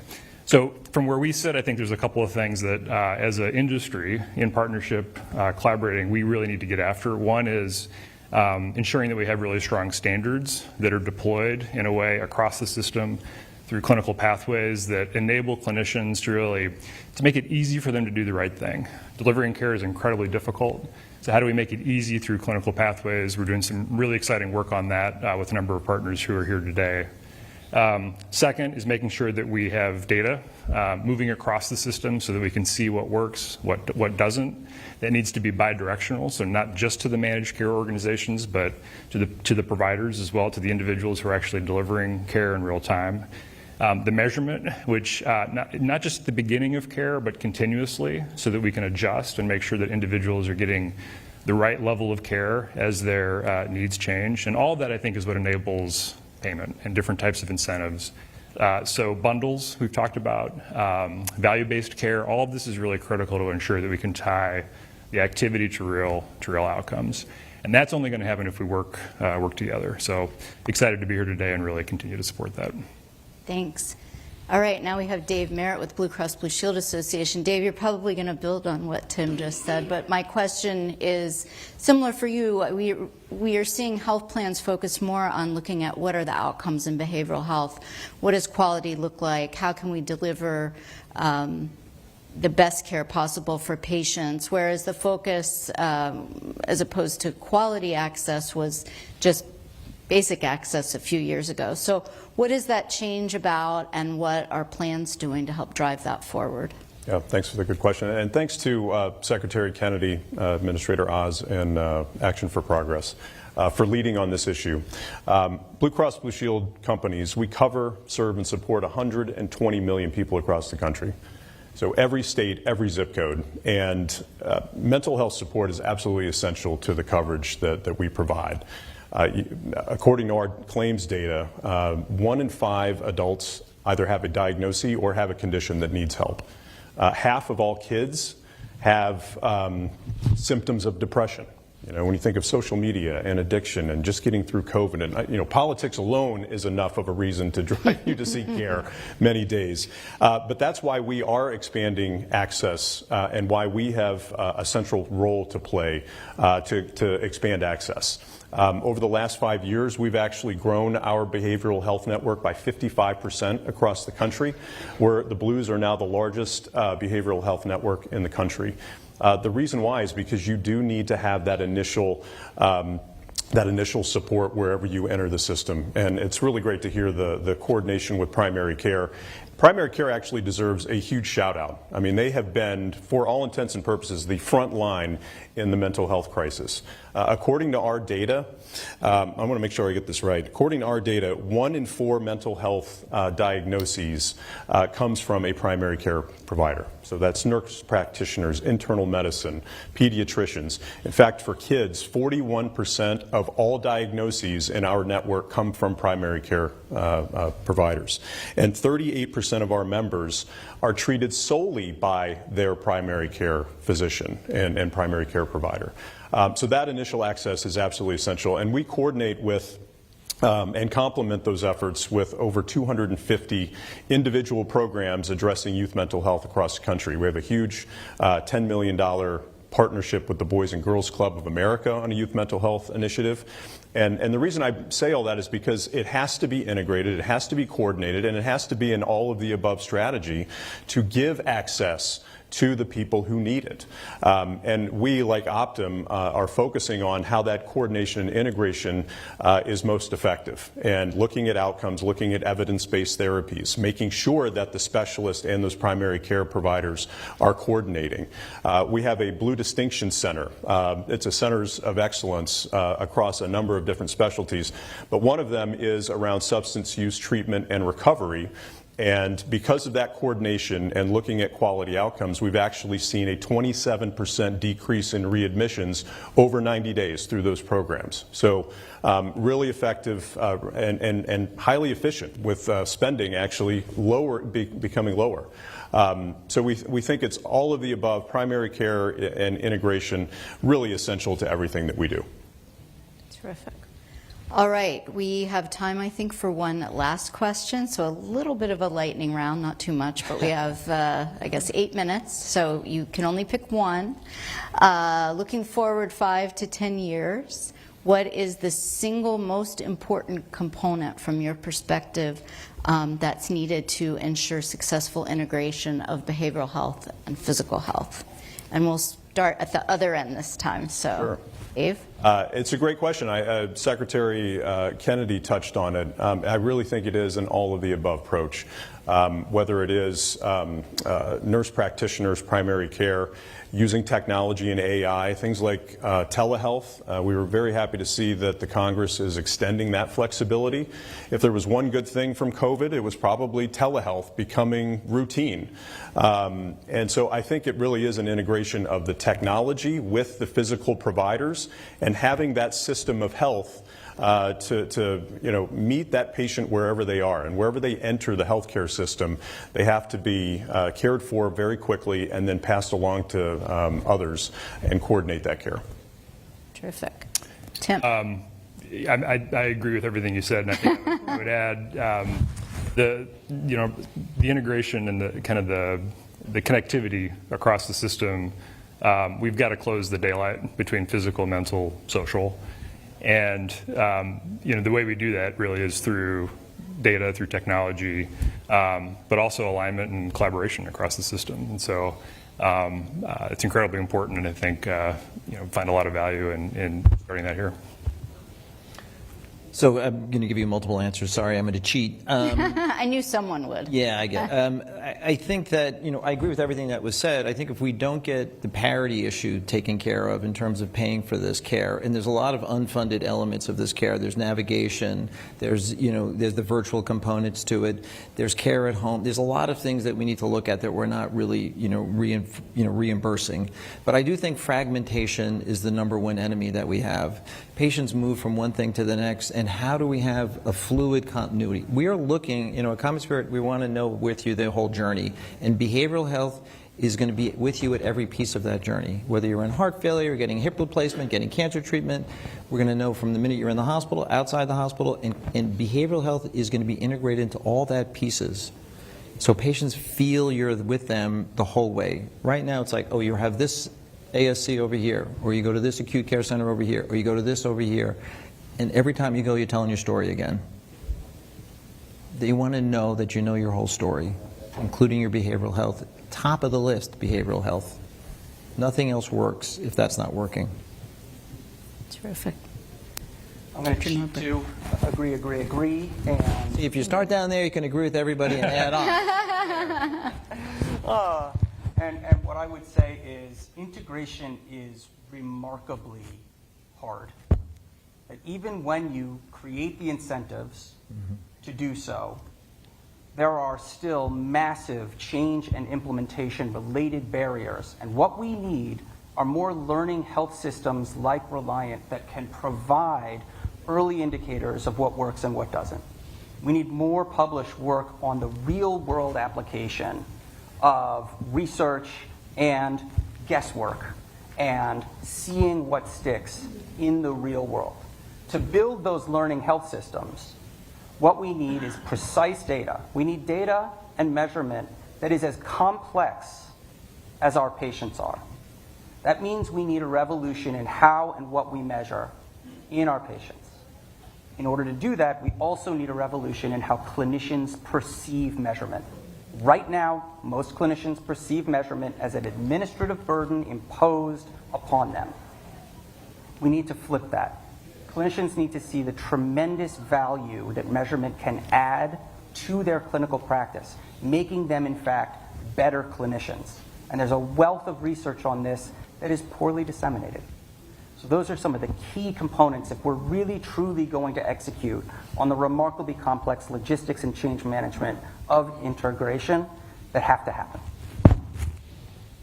Dr. Bott. Yeah, I think when people think about cancer, it's tempting to describe it as an abnormality of biology. But the reality is in the last 30 years, mortality for cancer has gone down by 34%. And where we're left is the other things, the other B, the basics, right? The basics are relationships, their purpose, their nutrition, their feeling of connectedness. And when you look across the cancer continuum of why better things aren't happening, from prevention to early diagnosis, screening, survivorship, you will find a pull-through of behavioral health challenges that challenge people as they're trying to thrive from going from one stop to the next. We know that fundamentally that we do team-based care in cancer pretty well.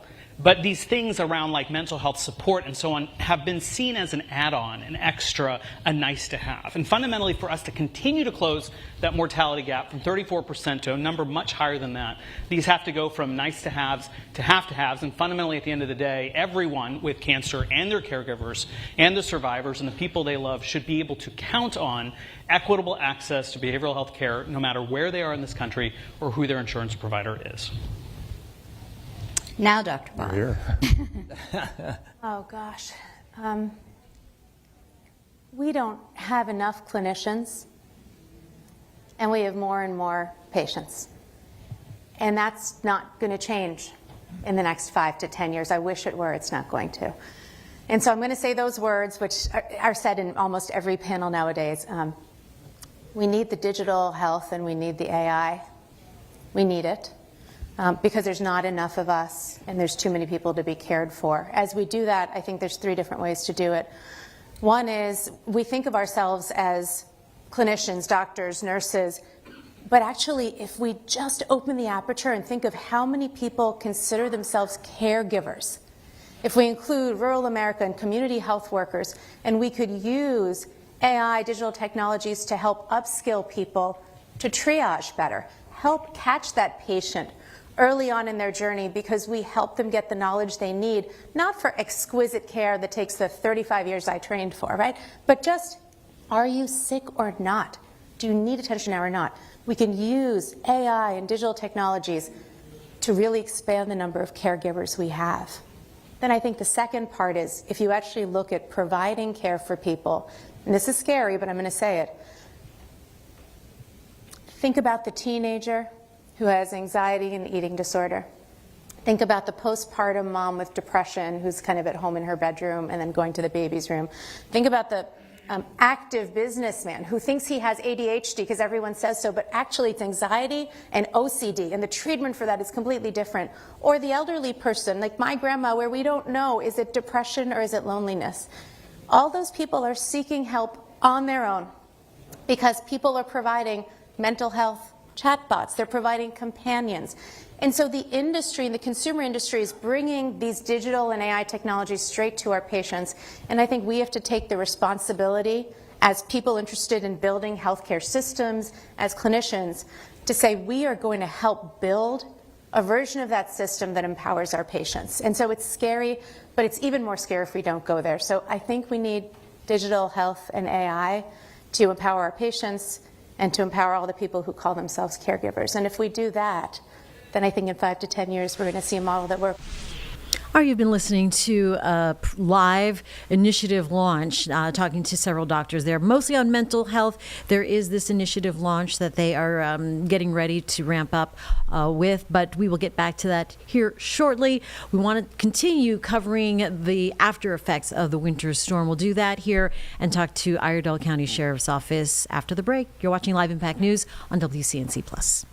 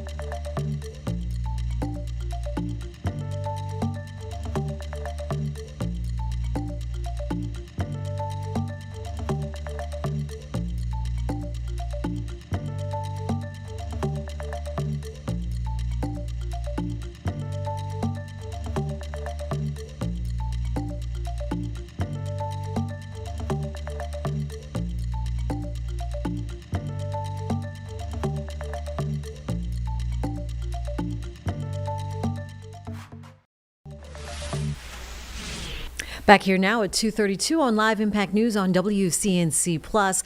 Record snowfall over the weekend, creating treacherous road conditions across the Charlotte metro, including counties to the north, north of our Charlotte area, of course, and Iredell County is one of them. Deputies responding to a number of calls that residents had to deal with. So joining us right now is Major Troy Miller from the Iredell County Sheriff's Office. Major, thanks for joining us this afternoon. Hi, thank you. Give us a sense of what the weekend was like and what kind of call volume you guys had to deal with. So, Saturday and Sunday, our deputies were out working, still answering calls. They still had several calls to respond to, which, luckily with four-wheel drive vehicles makes it somewhat easier. And they did try to handle as many calls as they could by telephone, but unfortunately, a lot of times you can't handle all situations that way. So our deputies were out continuously working all weekend, answering domestic disputes, alarm calls, that type of call volume. Okay, I was going to ask what kind of calls were you getting? Anything related directly to the weather? So, luckily, we work well with the highway patrol, so they were, we assisted them in several ways with any traffic-related incidents, but mainly our focus is, answering calls for service, whether it be, situations that arise from domestic incidents, which, the weather does impact that. So, luckily, a lot of our calls were not traffic related, and the highway patrol helps with that. So that's their main focus. So we would assist them, several calls that way when we could.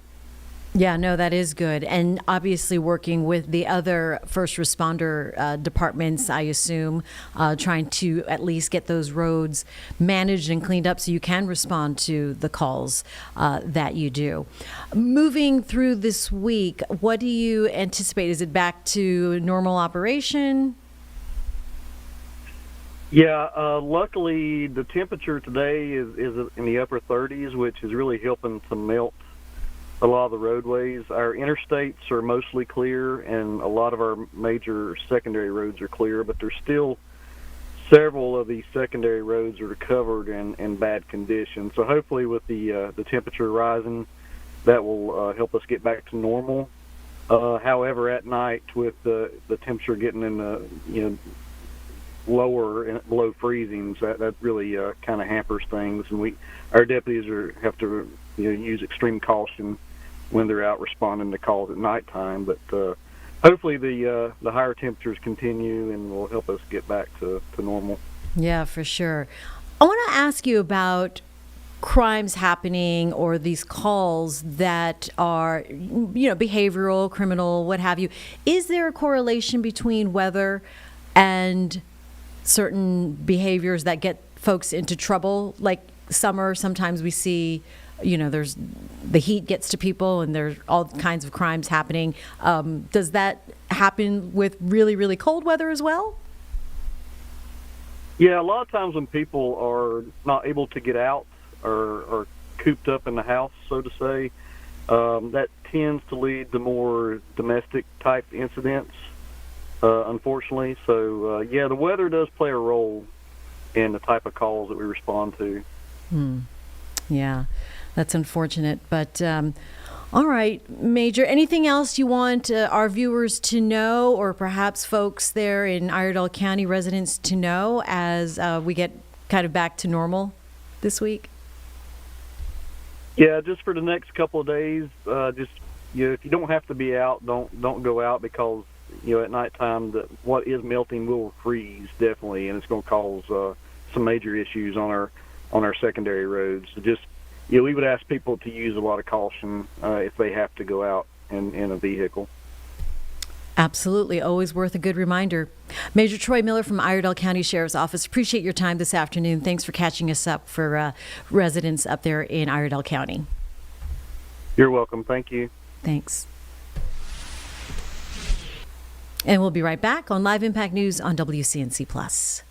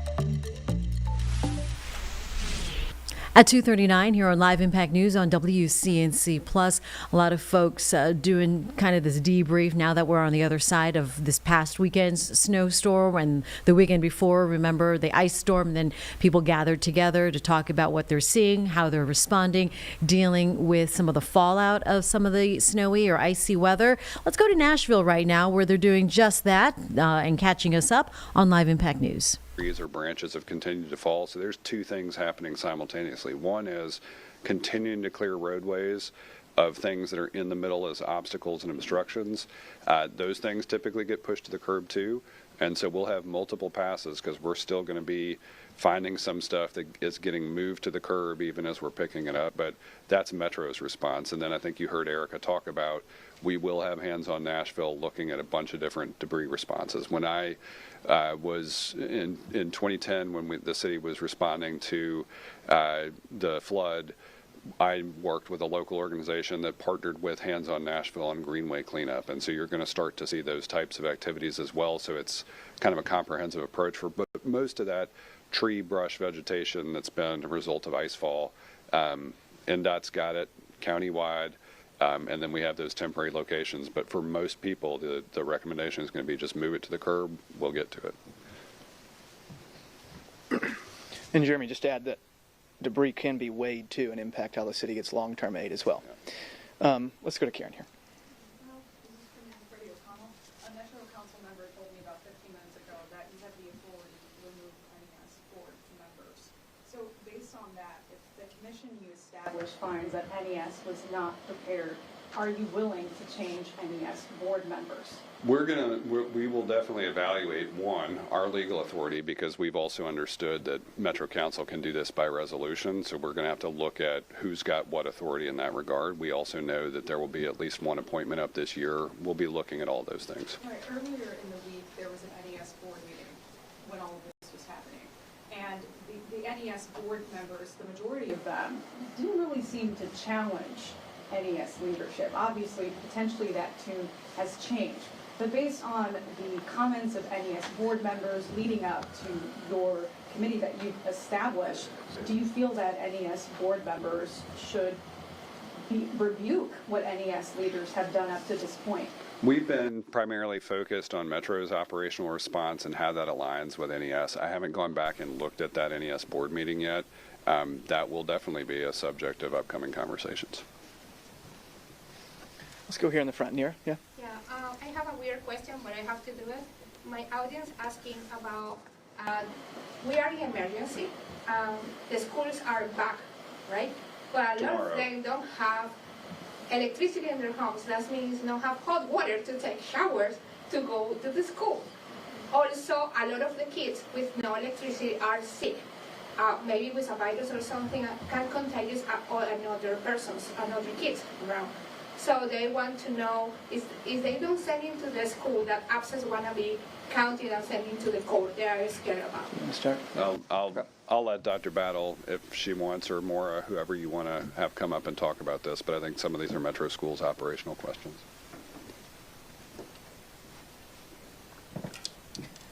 Thank you so much for your question.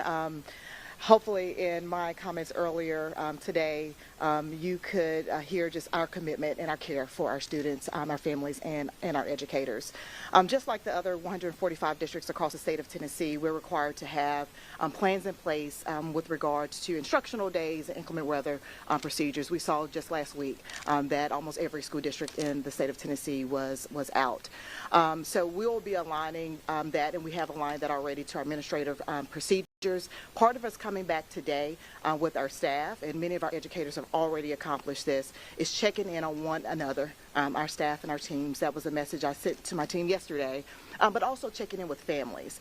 Us getting back to a sense of normalcy allows us to structure ourselves in a way that we can get that information so that we can respond properly. We will also continue to connect our families and our educators to the resources that the city has pulled together for us so that we can address any number one of those concerns and issues. So we'll be connecting, navigating that to the best of our ability, but we're trying to get all that information information and how so we can respond properly. Excused absences, or is that a part of that? Yes, and that's our normal procedure. If there is an extenuating circumstance, we encourage our families to send in notes to let us know what's happening. Hopefully we're finding that information out today, or we already have it. So send that information in, and the same thing follows for our educators as well. We encourage everyone to take care of yourself, take care of one another, and allow our community to do what it does best, and really wrapping our arms around each other towards the recovery process. And we know it's been a hard week, especially if you've got an illness on top of that. I would say public health guidance would say don't come to school in that scenario. I'll say from firsthand experience, we're lucky, again, that what Dr. Battle just said is present at our two daughters' schools, where we have the opportunity to advise about attendance. And so I'm hoping people will take advantage of that from a parental and family standpoint. Yeah, and you highlighted acute needs too. It helps us help them. If you can call 211, use the needs tracker on NashvilleResponds.com, because it's bigger than just schooling needs as well. Let's go here, Austin. Thanks. I have another question about yesterday's meeting with NES leadership. In your statement on that meeting, you talk about how it was troubling that there are details NES leadership shared about their internal outlook that they had. You've been listening to a live press conference out of Nashville on how they're dealing with some of the fallout and repercussions of this past weekend storm. We know they were hit hard the weekend before, having to deal with power outages for so many days after the icy storm prior to that. We were not as unfortunate as Nashville, but we did have our own situations here, didn't we? And we're also dealing with some icy and snow covered roads still after this past weekend snowstorm. We're going to talk to Jen Goodwin from NCDOT, other side of this break on Live Impact News on WCNC Plus.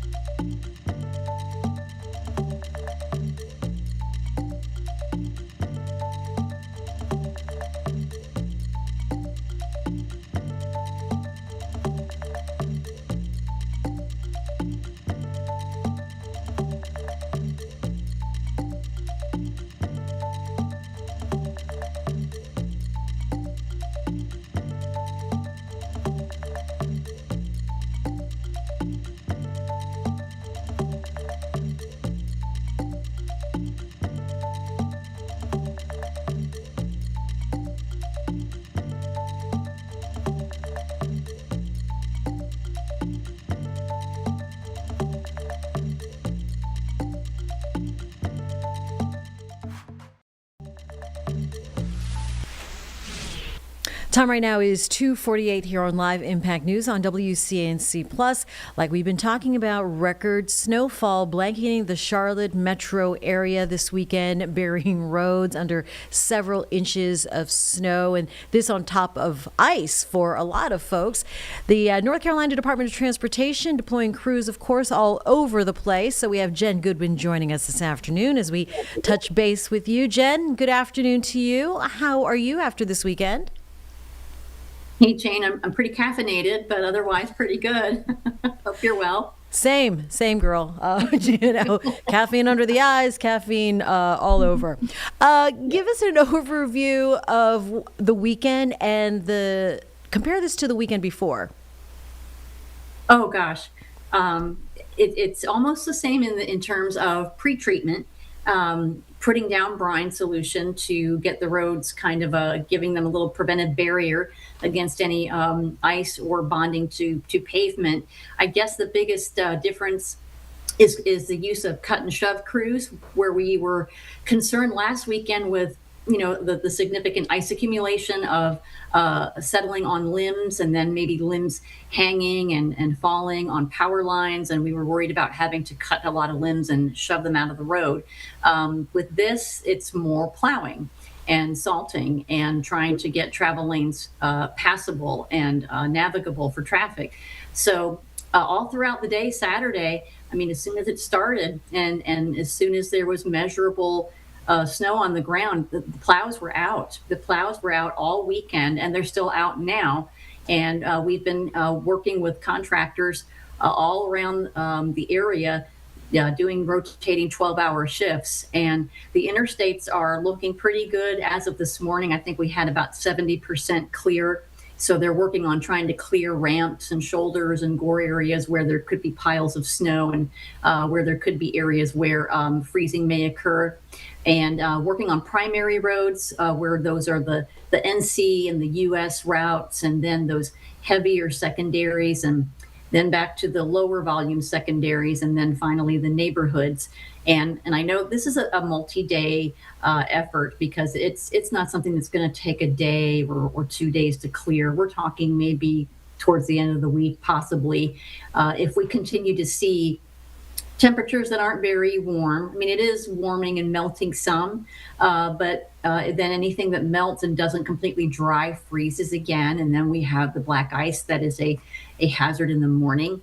And we have to watch out in shaded areas and bridges and overpasses, and any areas that didn't get any treatment or may not see as much traffic. So main roads might be great, but your neighborhood streets might still be a skating rink. Yeah, that's exactly what a lot of our own folks are experiencing ourselves.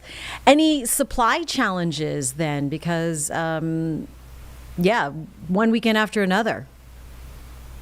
Yeah, it's a national problem. The salt need, the salt demand is all over the country, with these storms that continue to not affect just a small area, but I mean, the storms that we've had recently, some have affected 2/3 of the country at one time. So, and then the cold temperatures and the little melting doesn't help either. So it's not a challenge unique to us, but we've been smart about being wise with the resources that we have. And we have plenty that we got through this event, and we still have some here. We're not out. I know there have been a lot of stories circulating about not having anything at all, but that's not the case. We do have salt on hand, and we are working with suppliers that are vendors with NCDOT to try to get more. So we do have enough, and we are shifting resources even internally as we're able to share what we have and to be able to use it to get those roads clear. So we're still in good shape. Yeah, that sounds good. You know, we saw I-85 with that major pileup in the Kannapolis area. I don't know if you could lend some insight on 85 itself. It seems to be one of those culprits for real trouble spots. Is there something about 85 that we just see wrecks happen there? So it was kind of like not 100 cars that were crashing into one another, but it was like they were stuck and didn't have anywhere to go. But it kind of started with one situation around 5 p.m. Some tractor trailers were there's an incline there as you approach exit 60 and continue north into towards Rowan County. I think they were slowing down for something that was in the road, and then you start to lose that momentum, and then you kind of can't move, you can't go. And with the factor of the snow being there too, that just kind of compounded the problem. And the next thing you know, there were maybe 30, 40 tractor trailers that were stuck in a queue. And then you had other private vehicles that were stuck. So eventually some heavy wreckers had to be brought in. A lane had to be created to kind of release some vehicles out of that queue, and the heavy wreckers had to try to help get some of those tractor trailers out. And at one point, I think the state emergency response team deployed some members of the National Guard to assist with the clearance. And I know the Highway Patrol was on scene. Some of our NCDOT incident management employees were on scene along with the National Guard.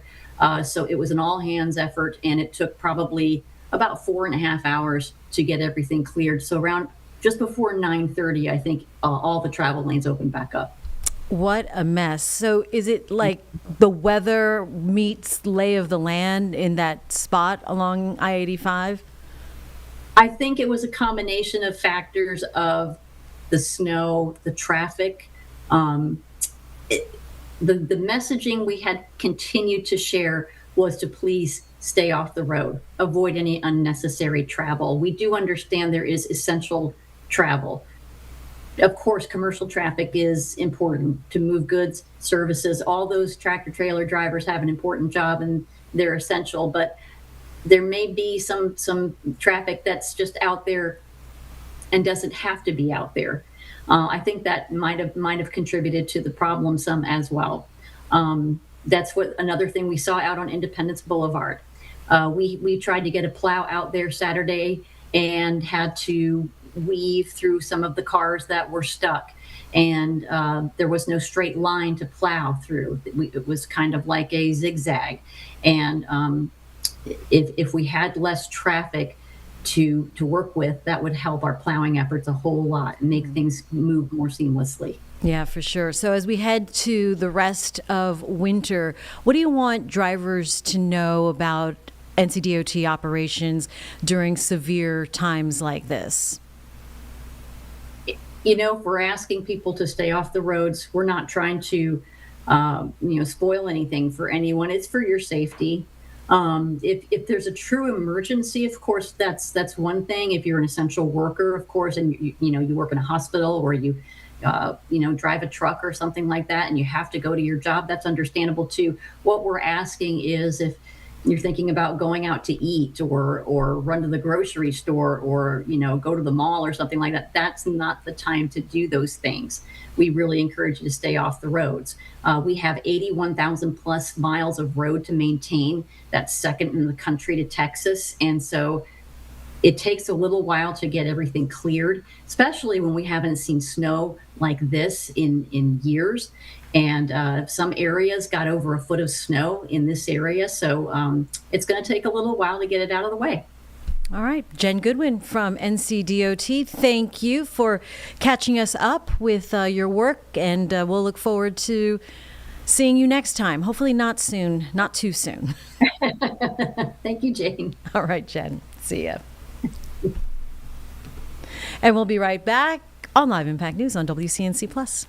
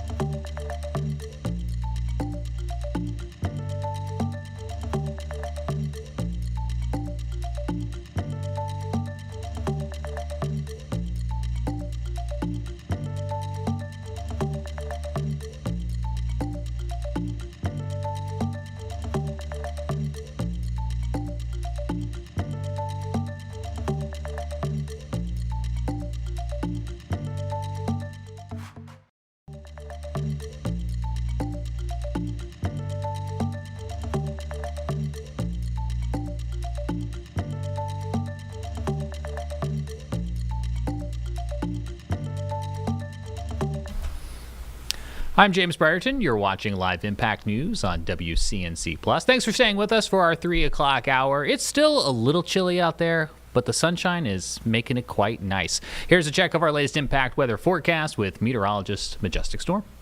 Struggle to see those temperatures warm, especially early in the morning. We're going to stay below freezing, except on Wednesday. We will get a little bit warmer when we're looking at our starting temperatures. Let's start with this, though, because we have a lot of snow still on the ground, even out there at Beach Mountain, of course. Noticing a little bit more cloud coverage as we're heading into the afternoon up there in the mountains. Another live camera, though. This one's coming in from Dallas, where it is just absolutely gorgeous. Many of us soaking up the sunshine today. I know lots of kids home from school today, so layer them up, send them outside to play, maybe come on inside and warm up with some hot chocolate. It's going to be one of those types of day. Now, as we're looking at outside, we have sunny skies and mild temperatures. We'll expect to see some daytime melting, but then tonight temperatures are going to get really cold again, so refreezing. Yes, that's going to be a concern for multiple days. And then by the middle half of our work week, we have another system pushing across the Carolinas. We'll get to that, but right now, I mean, look at this. This is our satellite and radar showing mainly clear skies up in the mountains, tapping into more cloud coverage, just like what we saw on that live camera. 30 degrees right now in Hickory, 36 in Chester, and 29 degrees there in Monroe. So yes, a very cold start to the morning, but now temperatures, they're gradually starting to warm up. However, our daytime highs today really only about 40 degrees, and it's going to feel a little colder than that as well. In the mountains, temperatures right around freezing, 34 degrees there in Boone, 32 there in Blowing Rock, low 30s down across Banner Elk. From Morganton to Lenoir, about 43, 44 degrees. To the south, we'll look for 40 degrees this afternoon in Shelby and Concord, even up there towards Salisbury, and 42 in Lancaster, 43 in Chester. So sunny skies, much cooler than where we should be, though, really by about 10 to 15 degrees. By tomorrow, mostly cloudy skies nearing 50 degrees. Still cold in the morning, but we'll take a little warm up as we're heading into the afternoon. And then Wednesday morning, we'll start out at 39 degrees. And then our afternoon high, still struggling to warm, but that's going to be our next best chance to actually see rain showers this week. No rain today or tomorrow. Really, it's going to be Tuesday night and into Wednesday that next front pushes through. Back behind it, we have nice dry conditions. Let's go ahead and take a look at our futurecast hour by hour. Here's 4 o'clock in the afternoon. Still an overall cold day, but at least we have the sunshine outside. Heading into tomorrow, here's 7 o'clock for your Tuesday, waking up still below freezing. However, cloudy conditions will persist through much of our Tuesday. Notice, though, as we're heading through Tuesday night, that rain starts to move through along I-40, I-77, really seeing it there. Overnight and into Wednesday, we'll start to see some rain showers push across the Queen City, but by 7 o'clock on Wednesday, maybe we're getting those kids ready to head back to school or you're heading back to work. I think we will still have some rainy conditions at times. This takes us through our lunchtime hour on Wednesday as well, but then watch what happens. We could have some cold air that starts to transition that rain into some snow. Mainly it's looking north of Charlotte, but it's not out of the question that we can see a wintry mix of rain showers and a few snowflakes. Nothing like what we saw on Saturday, though. Over the next 10 days, there's our daytime highs. 40 degrees today, warming up just a bit tomorrow.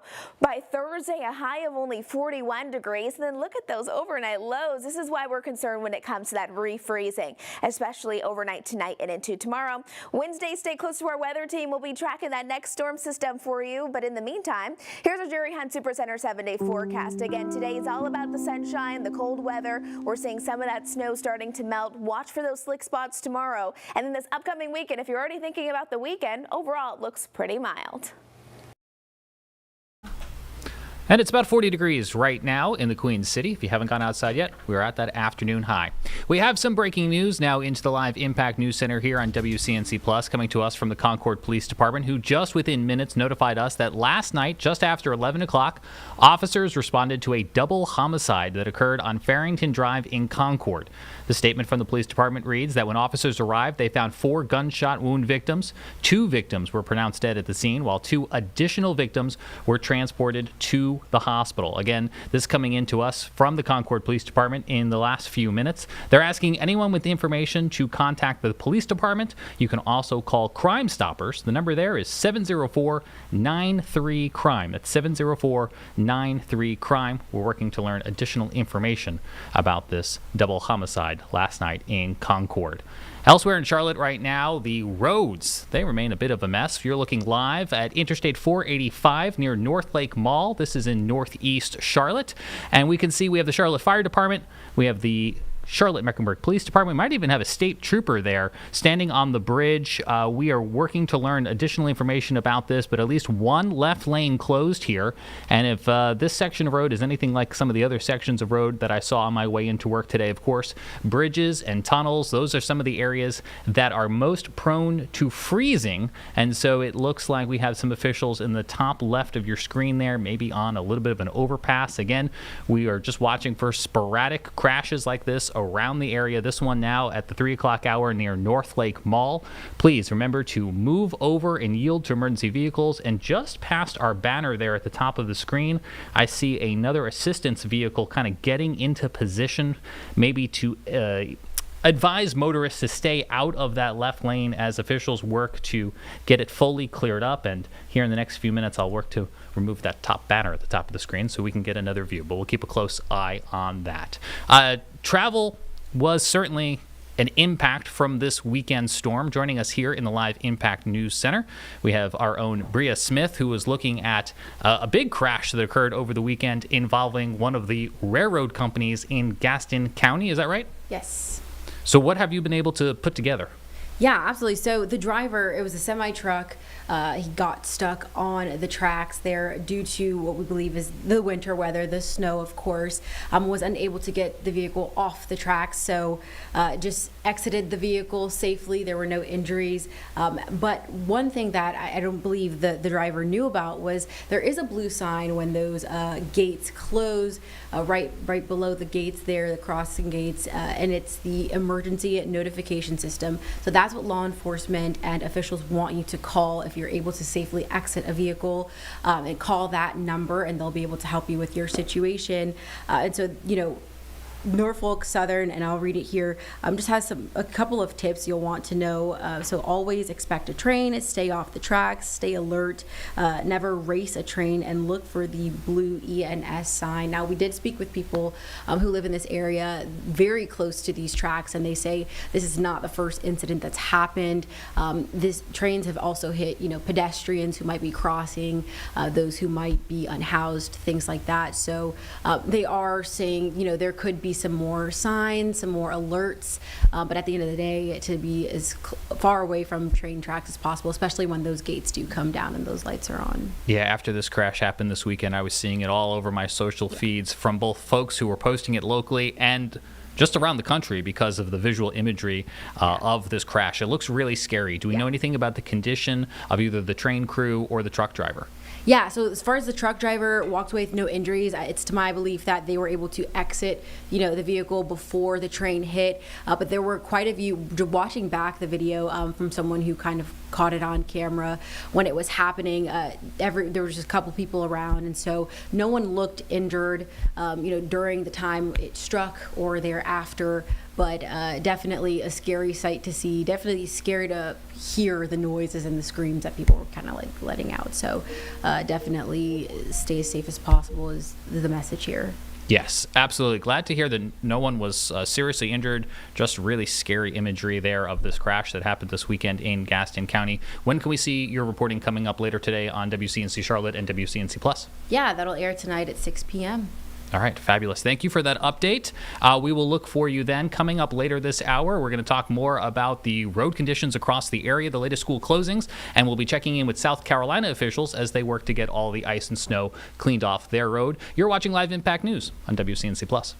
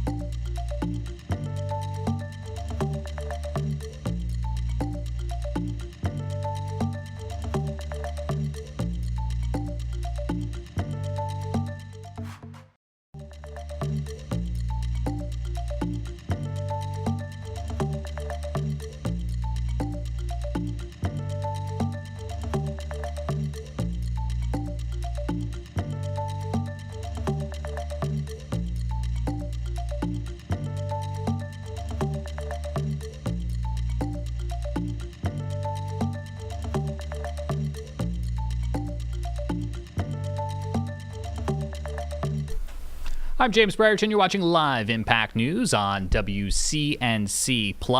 Well, we woke up today to some news from our friends and colleagues at the NBC Today show.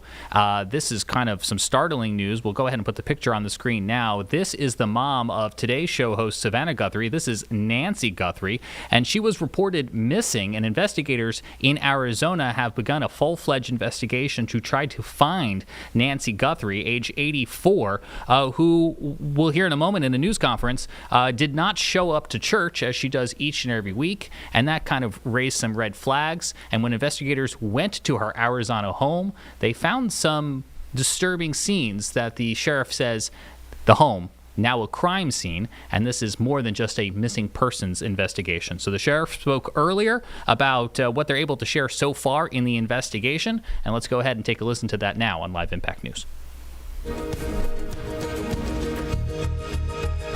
We'll get started.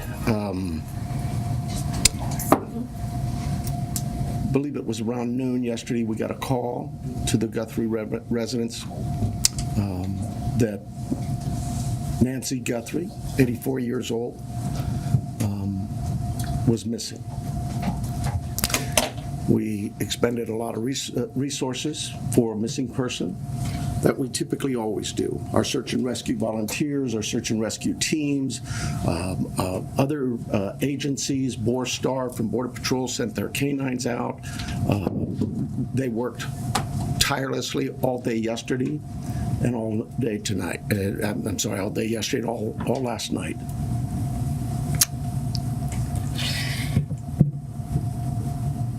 To no avail. As I said yesterday, we saw some things at the home that were concerning to us. We believe now, after we processed the crime scene, that we do in fact have a crime scene, that we do in fact have a crime, and we're asking the community's help. This community has always stepped up to help us solve some pretty tough crimes. I'm looking for that again.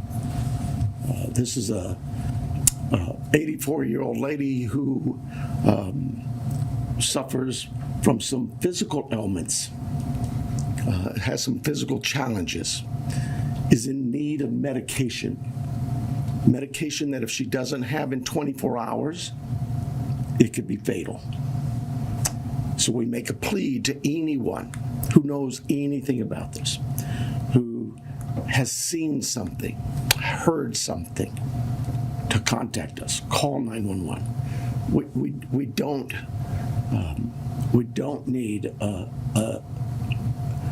another bad tragic ending. We need some help. Our team is the best. I couldn't speak any higher. I think you know that.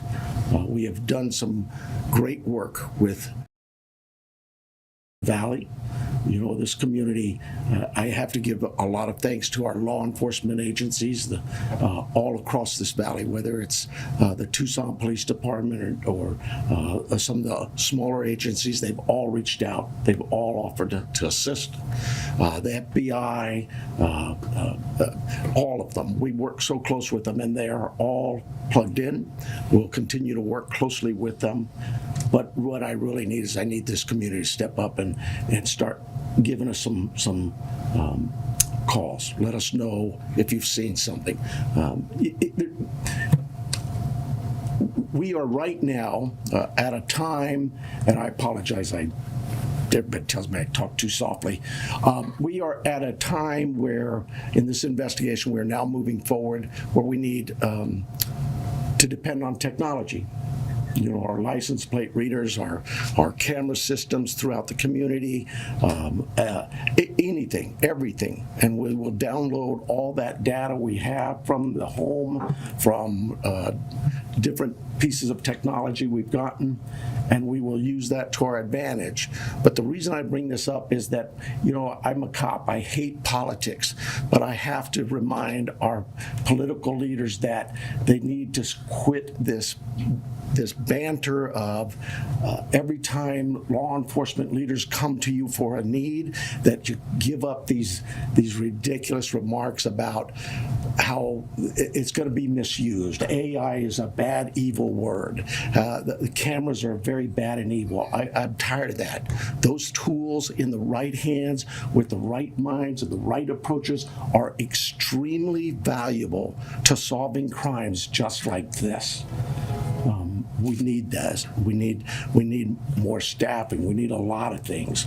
But what I really need is I need the community's help with this. So I want to make sure before I take any questions, it is a crime scene. We know that.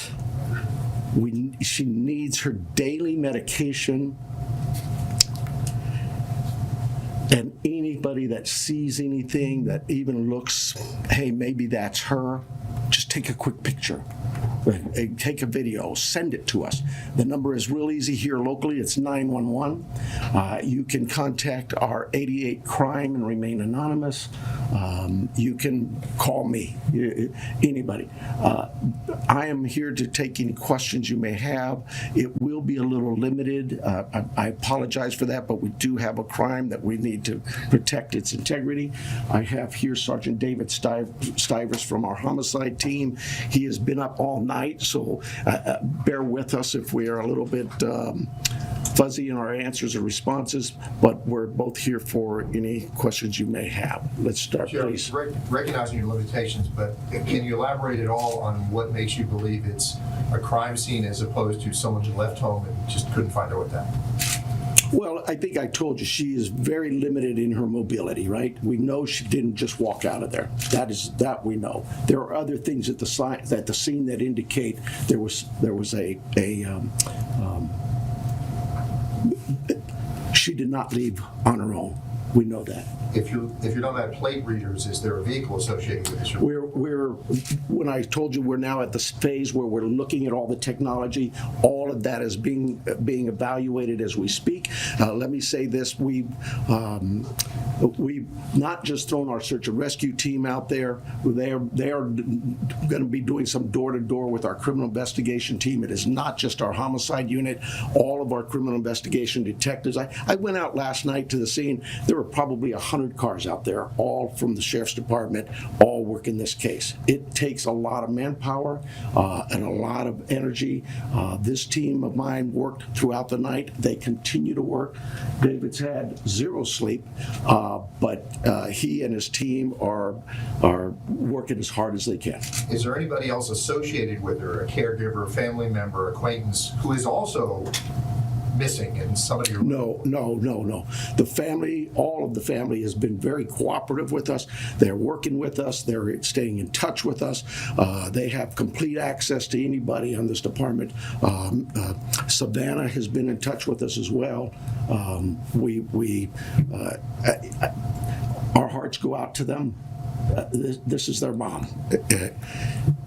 She's, just a great lady from what I've heard, and I feel for the family. We just want to find her and bring her back safe.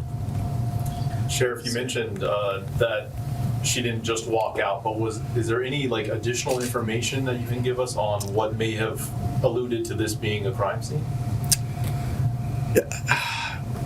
I wish I could. I really do. I know that everybody wants to know certain things, but I can't do that it would be inappropriate at this time.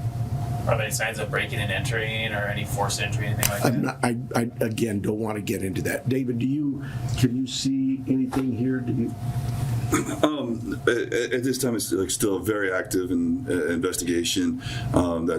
There were circumstances on scene that we believe are suspicious in nature, I think is the best way to put it, but we can't really get into a whole lot of details with that.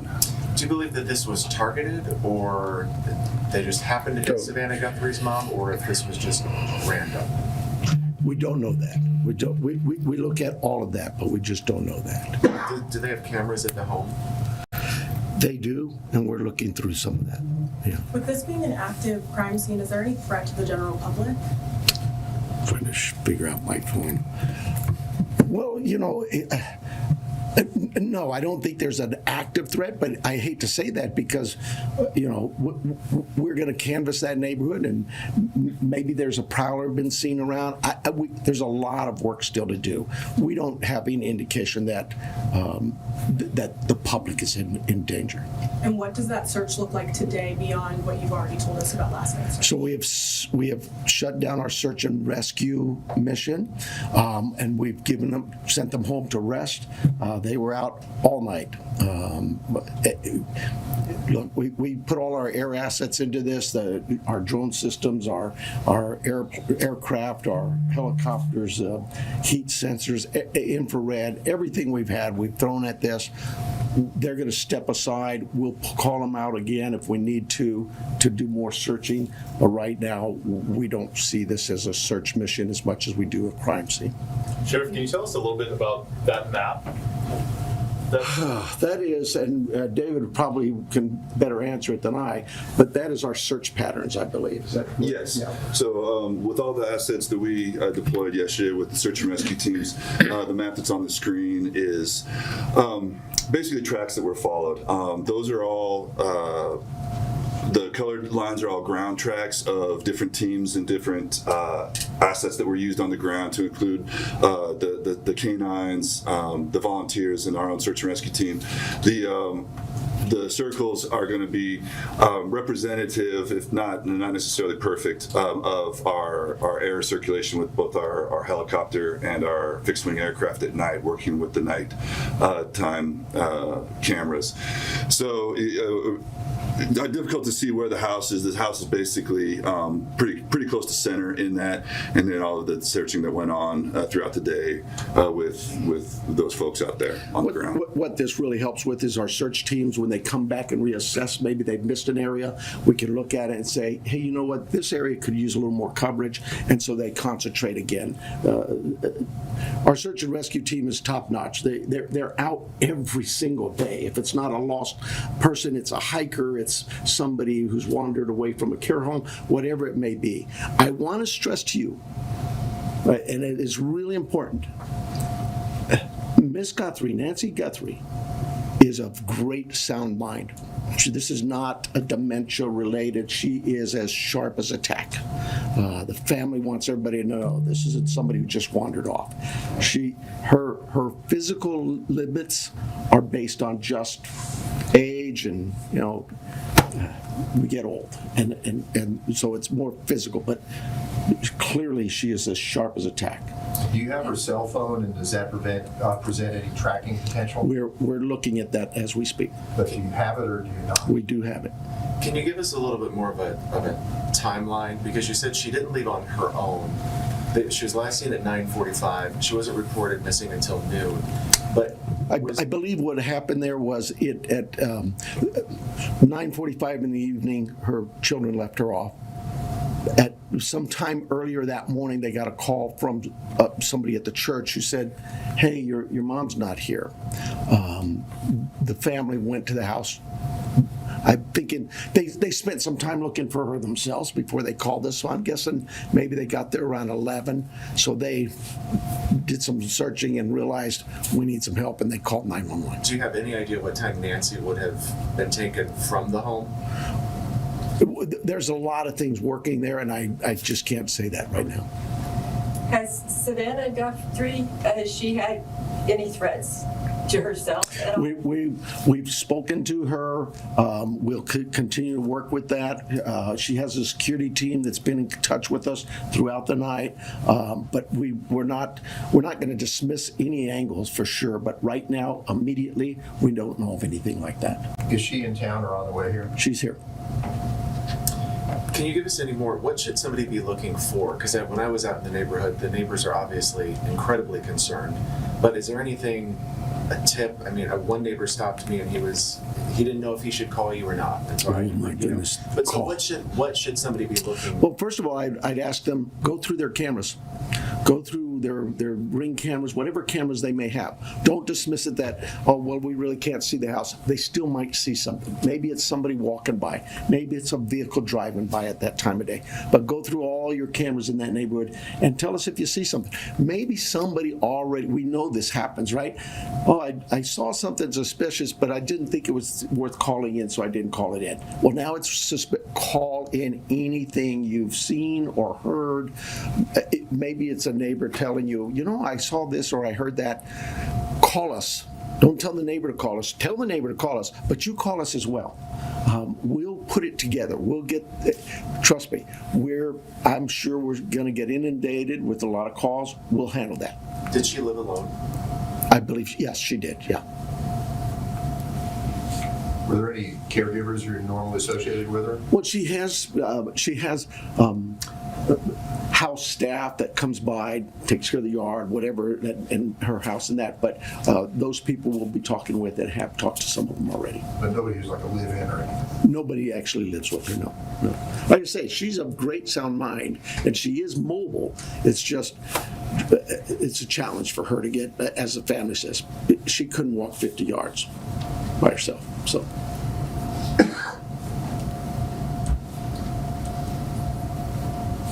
What else?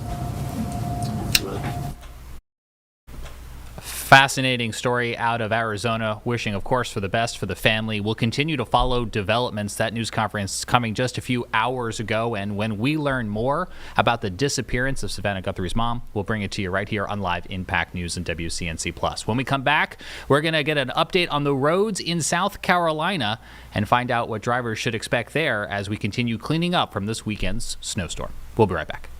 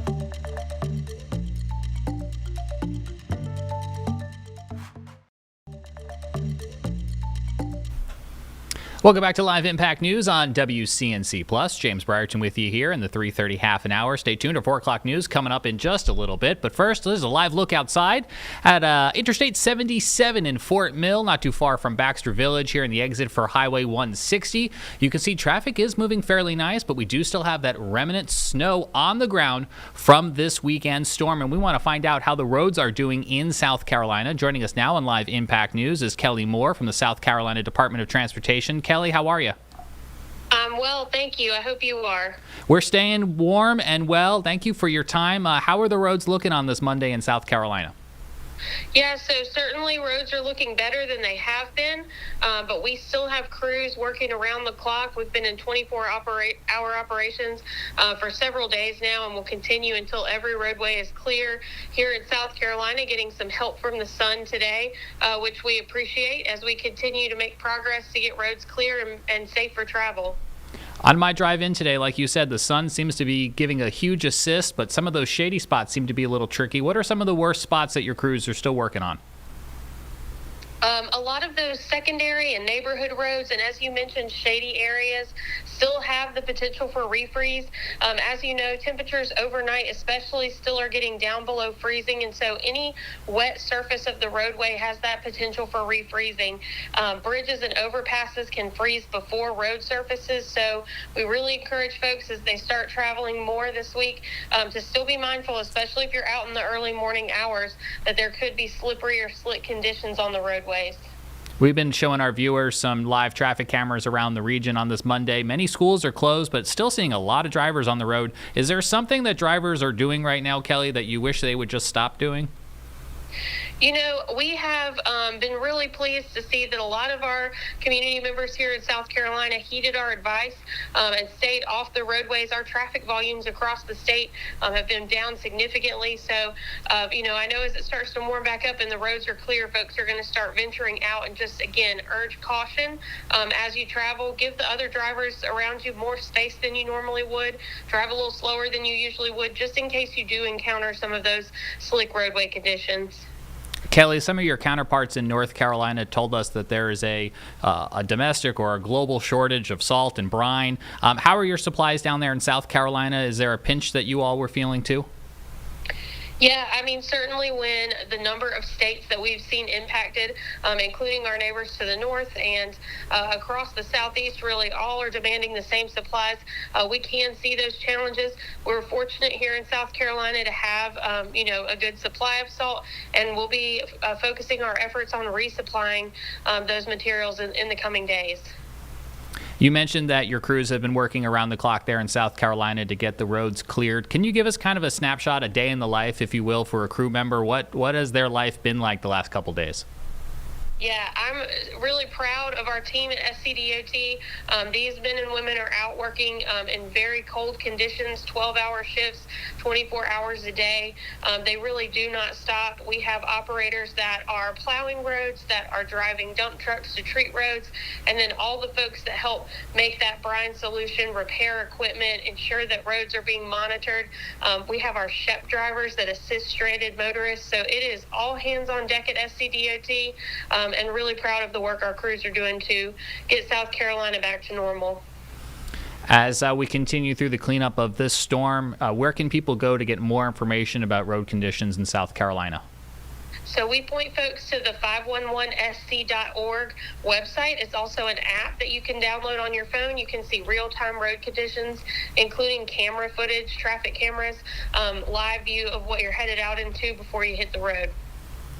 Fabulous. Anything else you wanted to get out to the community today while we have you on the phone? No, we'll just remind folks again, just please drive safely while you're out. If you see our crews working, give them room to work. Give them a little extra space so they can get the job done.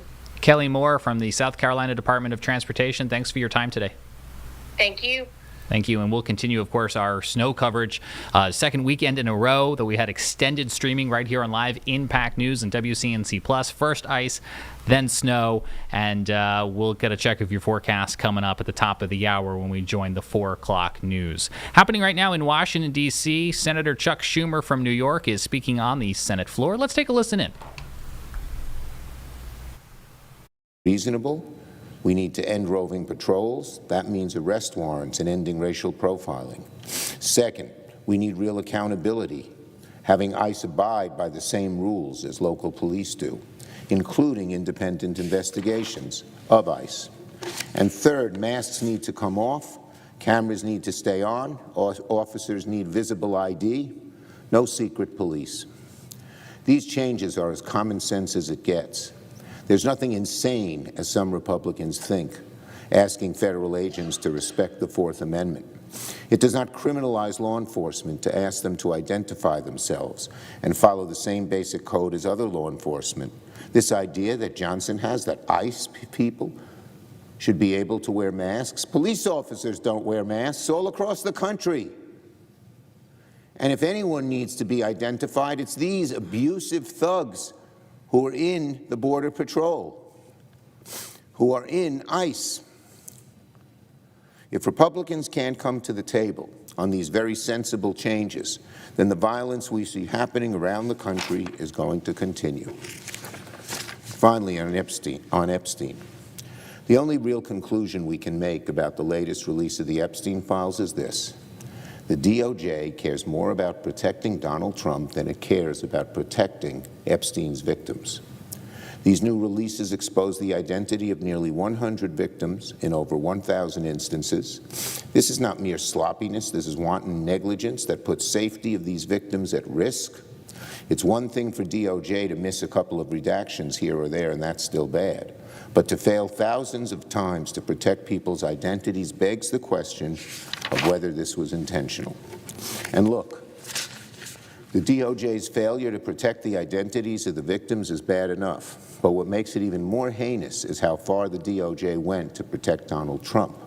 Donald Trump during these releases. The DOJ took down pages and pages of documents that were full of vulgar accusations against the president. And when they got caught, they put the documents back up, but without redacting the information of the victims.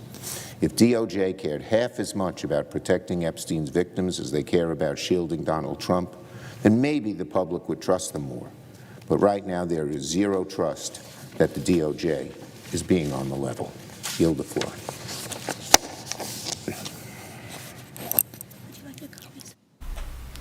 Chuck Schumer, Democrat from New York, speaking on the Senate floor. We just got some news in from NASA. I'm going to show you a live shot here of Artemis 2 out there at the launch pad at Cape Canaveral, where crews have been undergoing what they call a wet dress rehearsal. This is where they essentially test all of the systems on the rocket, including fueling it up. And we have just learned that after temporarily resuming the fast fuel of the liquid hydrogen operations into the core stage of the rocket, initial steps to correct a suspected fuel leak have proved to be unsuccessful. This coming into NASA from NASA just moments ago. They're telling us that the leak rate at the interface of the tail system continues to exceed allowable limits. Some highly technical jargon here, but essentially what's happening is NASA is getting ready to send 4 humans on the first lunar mission since the Apollo program ended in 1972. And while the astronauts are not on board the rocket today, crews are fueling the rocket for the very first time. It's a stress test, if you will, for the rocket. And this has been going on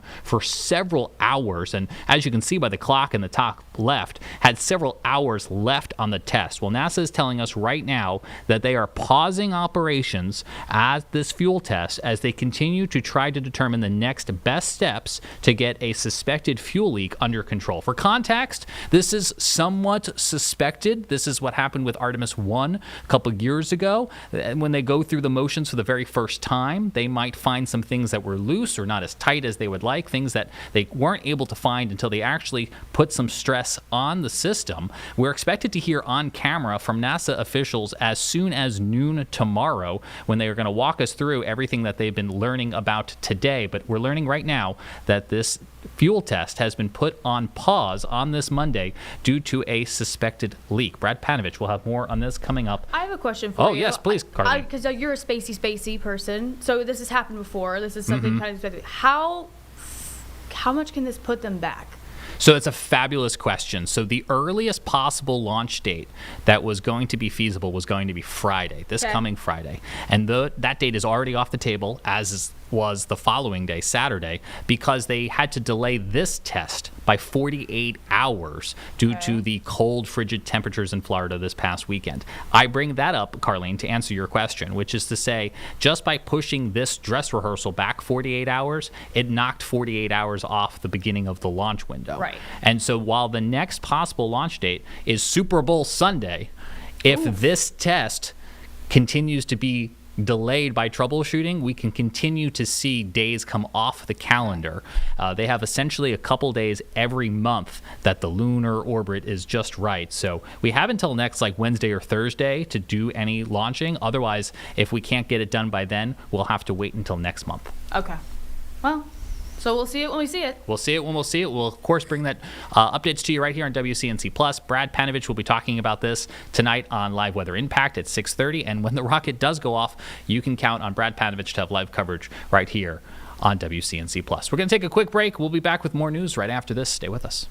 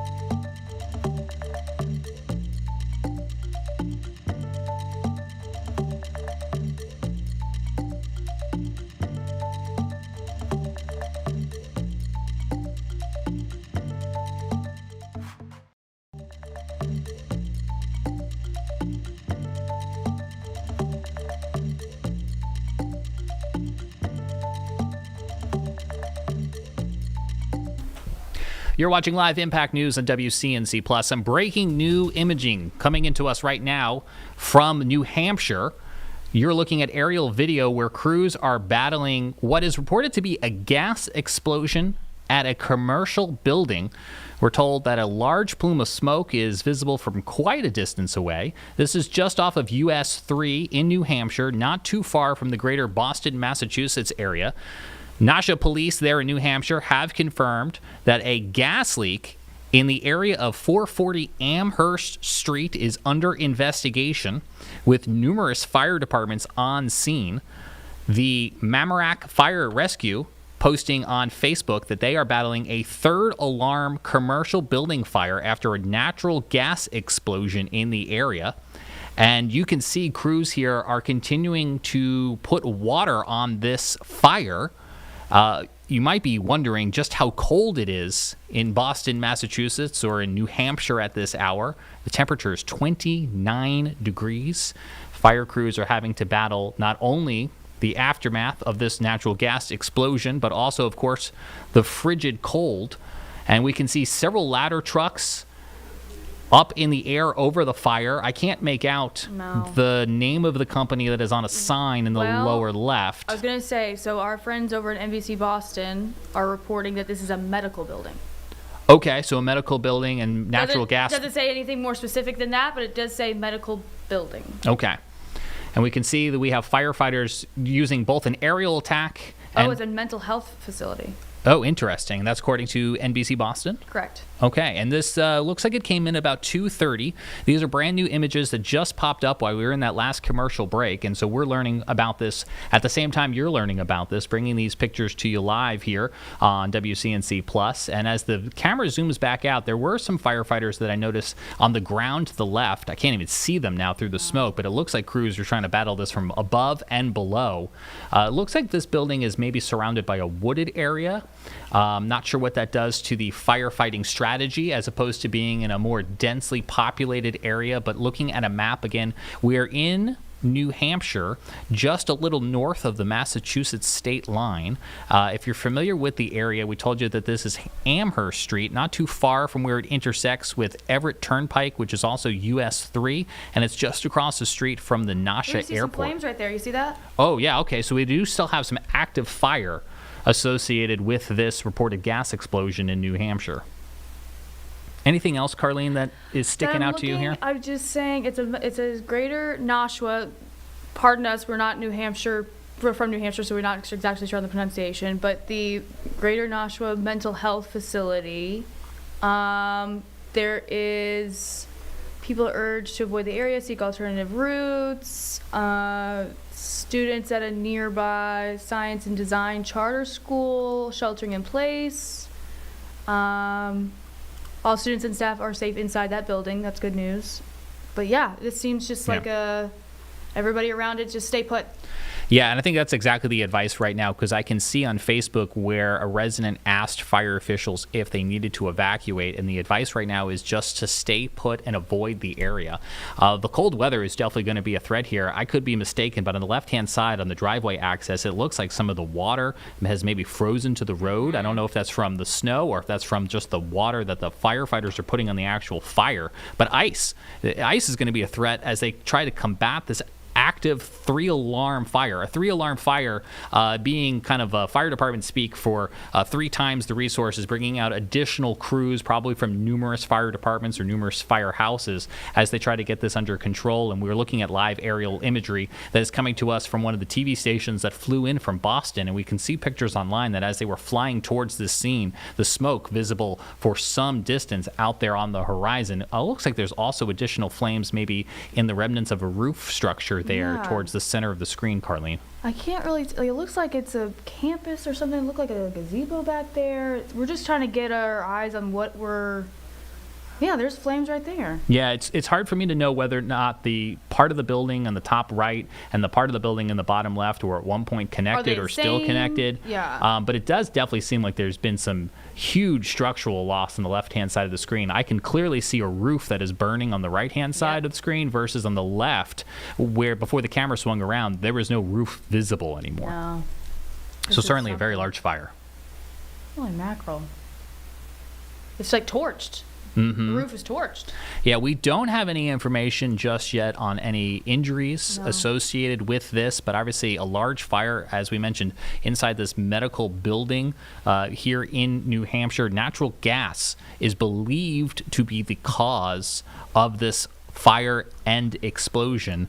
Crews remain on scene trying to contain the fire to this one building and not any of the nearby buildings, and I would imagine not to this nearby wooded area that we can see on the screen right here. But fire officials have also used kind of the emergency alert system in the immediate area to ask people to avoid this area as this large plume of smoke continues to be seen over this portion of southeastern New Hampshire.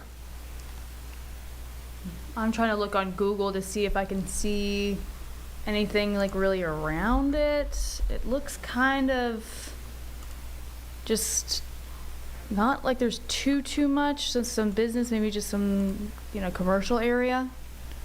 Yeah, as you pulled up that map, I pulled up a map of the wireless emergency alert system. This was a system that was developed kind of just like the one you hear on broadcast and television. This goes out to cell phones. And so I wanted to read the message that the residents in the area received from their local emergency officials. And so this alert was sent within 1 mile radius of the area that Carlene was just showing you on the map. And that message again reads, "There is a gas leak near 440 Amherst Street here in New Hampshire, posing a threat of fire from from accidental ignition. If you're in the vicinity, immediately extinguish any burners or any flames and prepare to evacuate. If you are not in the area, please stay away. Follow instructions from officials and local authorities. So that's very interesting. They're asking people not to have any open flame in the area because of the concern of maybe further gas explosions. The map I have up on the screen, Carlene, kind of similar to your map, it looks like there's a local airport nearby, but it also looks like there might be kind of a busy commercial district. A community college is within this radius of the area, just off the top of your screen. If you zoom out a hair, that will kind of maybe reveal that. Building, you've got some other apartments down the way. There, looks like it's not a bustling area, but there's stuff around it. Yeah, there's certainly stuff around it. We see several apartment buildings. Again, several major roads in the area. We are just near the Everett Turnpike, which looks to be just outside the 1 mile area. I see Somerset Plaza, which I presume is home to businesses and maybe some local shops. But again, we're watching this very large fire now burning in southeastern New Hampshire after a reported gas explosion. We've seen here in the Charlotte area a fair number of natural gas explosions over the years, some of which have unfortunately caused fatalities in our area or have caused extensive damage to structures. We don't know whether or not this building was occupied. We don't know yet if there were any injuries reported, but we can certainly see extensive damage to this building, which at this hour continues to be on fire. We're going to take a quick break here on Live Impact News. We'll watch these images and we'll bring you the very latest when we come back on WCNC Plus.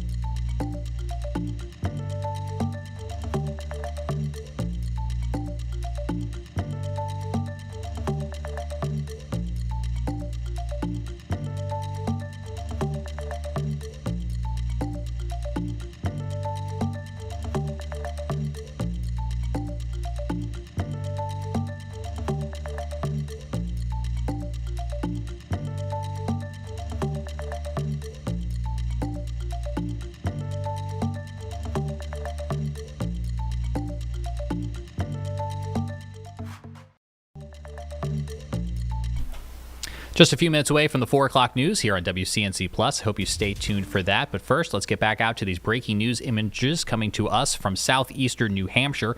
This is a 3-alarm fire here in Nashua, New Hampshire, just outside the Boston, Massachusetts area. We are told that a gas explosion has sparked a building fire and a building collapse.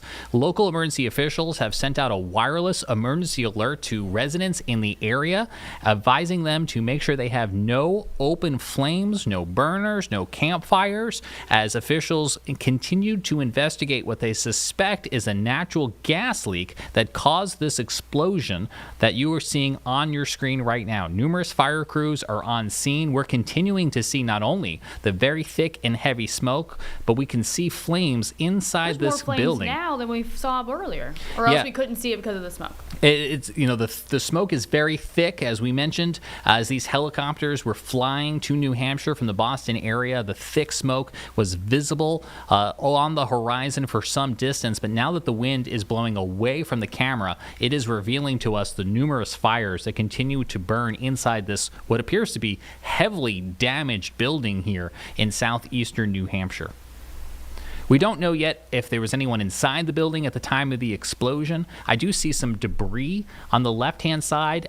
It's too early for me to know whether that debris was caused by firefighters trying to access the building, or as we've seen with other natural gas explosions, sometimes windows and things can be blown out by the pressure of that explosion. So it appears to me like there might be some wood or some other objects just now cut off by the camera view on the left-hand side of the screen. Lots of water also visible on the top part of your screen, and firefighters are currently combating temperatures that are 29 degrees in the Boston area. So obviously well below freezing. We can see that there is snow already on the ground, but that means a lot of the water that they are spraying onto the building may freeze when it comes back onto the ground. So that will be an additional threat for firefighters who are not only having to deal with those frigid temperatures, but we have winds about 10 miles an hour out of the west. So that means our wind chill is about 26. It's carrying it pretty good now.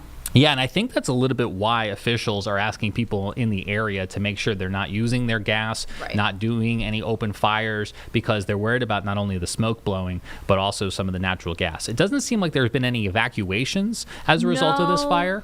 I haven't seen anything that looks like it evacuated, like any groups of people or anything like that. I'm confused, like when you mentioned there's water, you like on the right side of the screen, is that like, you see that they're like wading through water? They are wading through water. Is that a ditch, or is that just water from?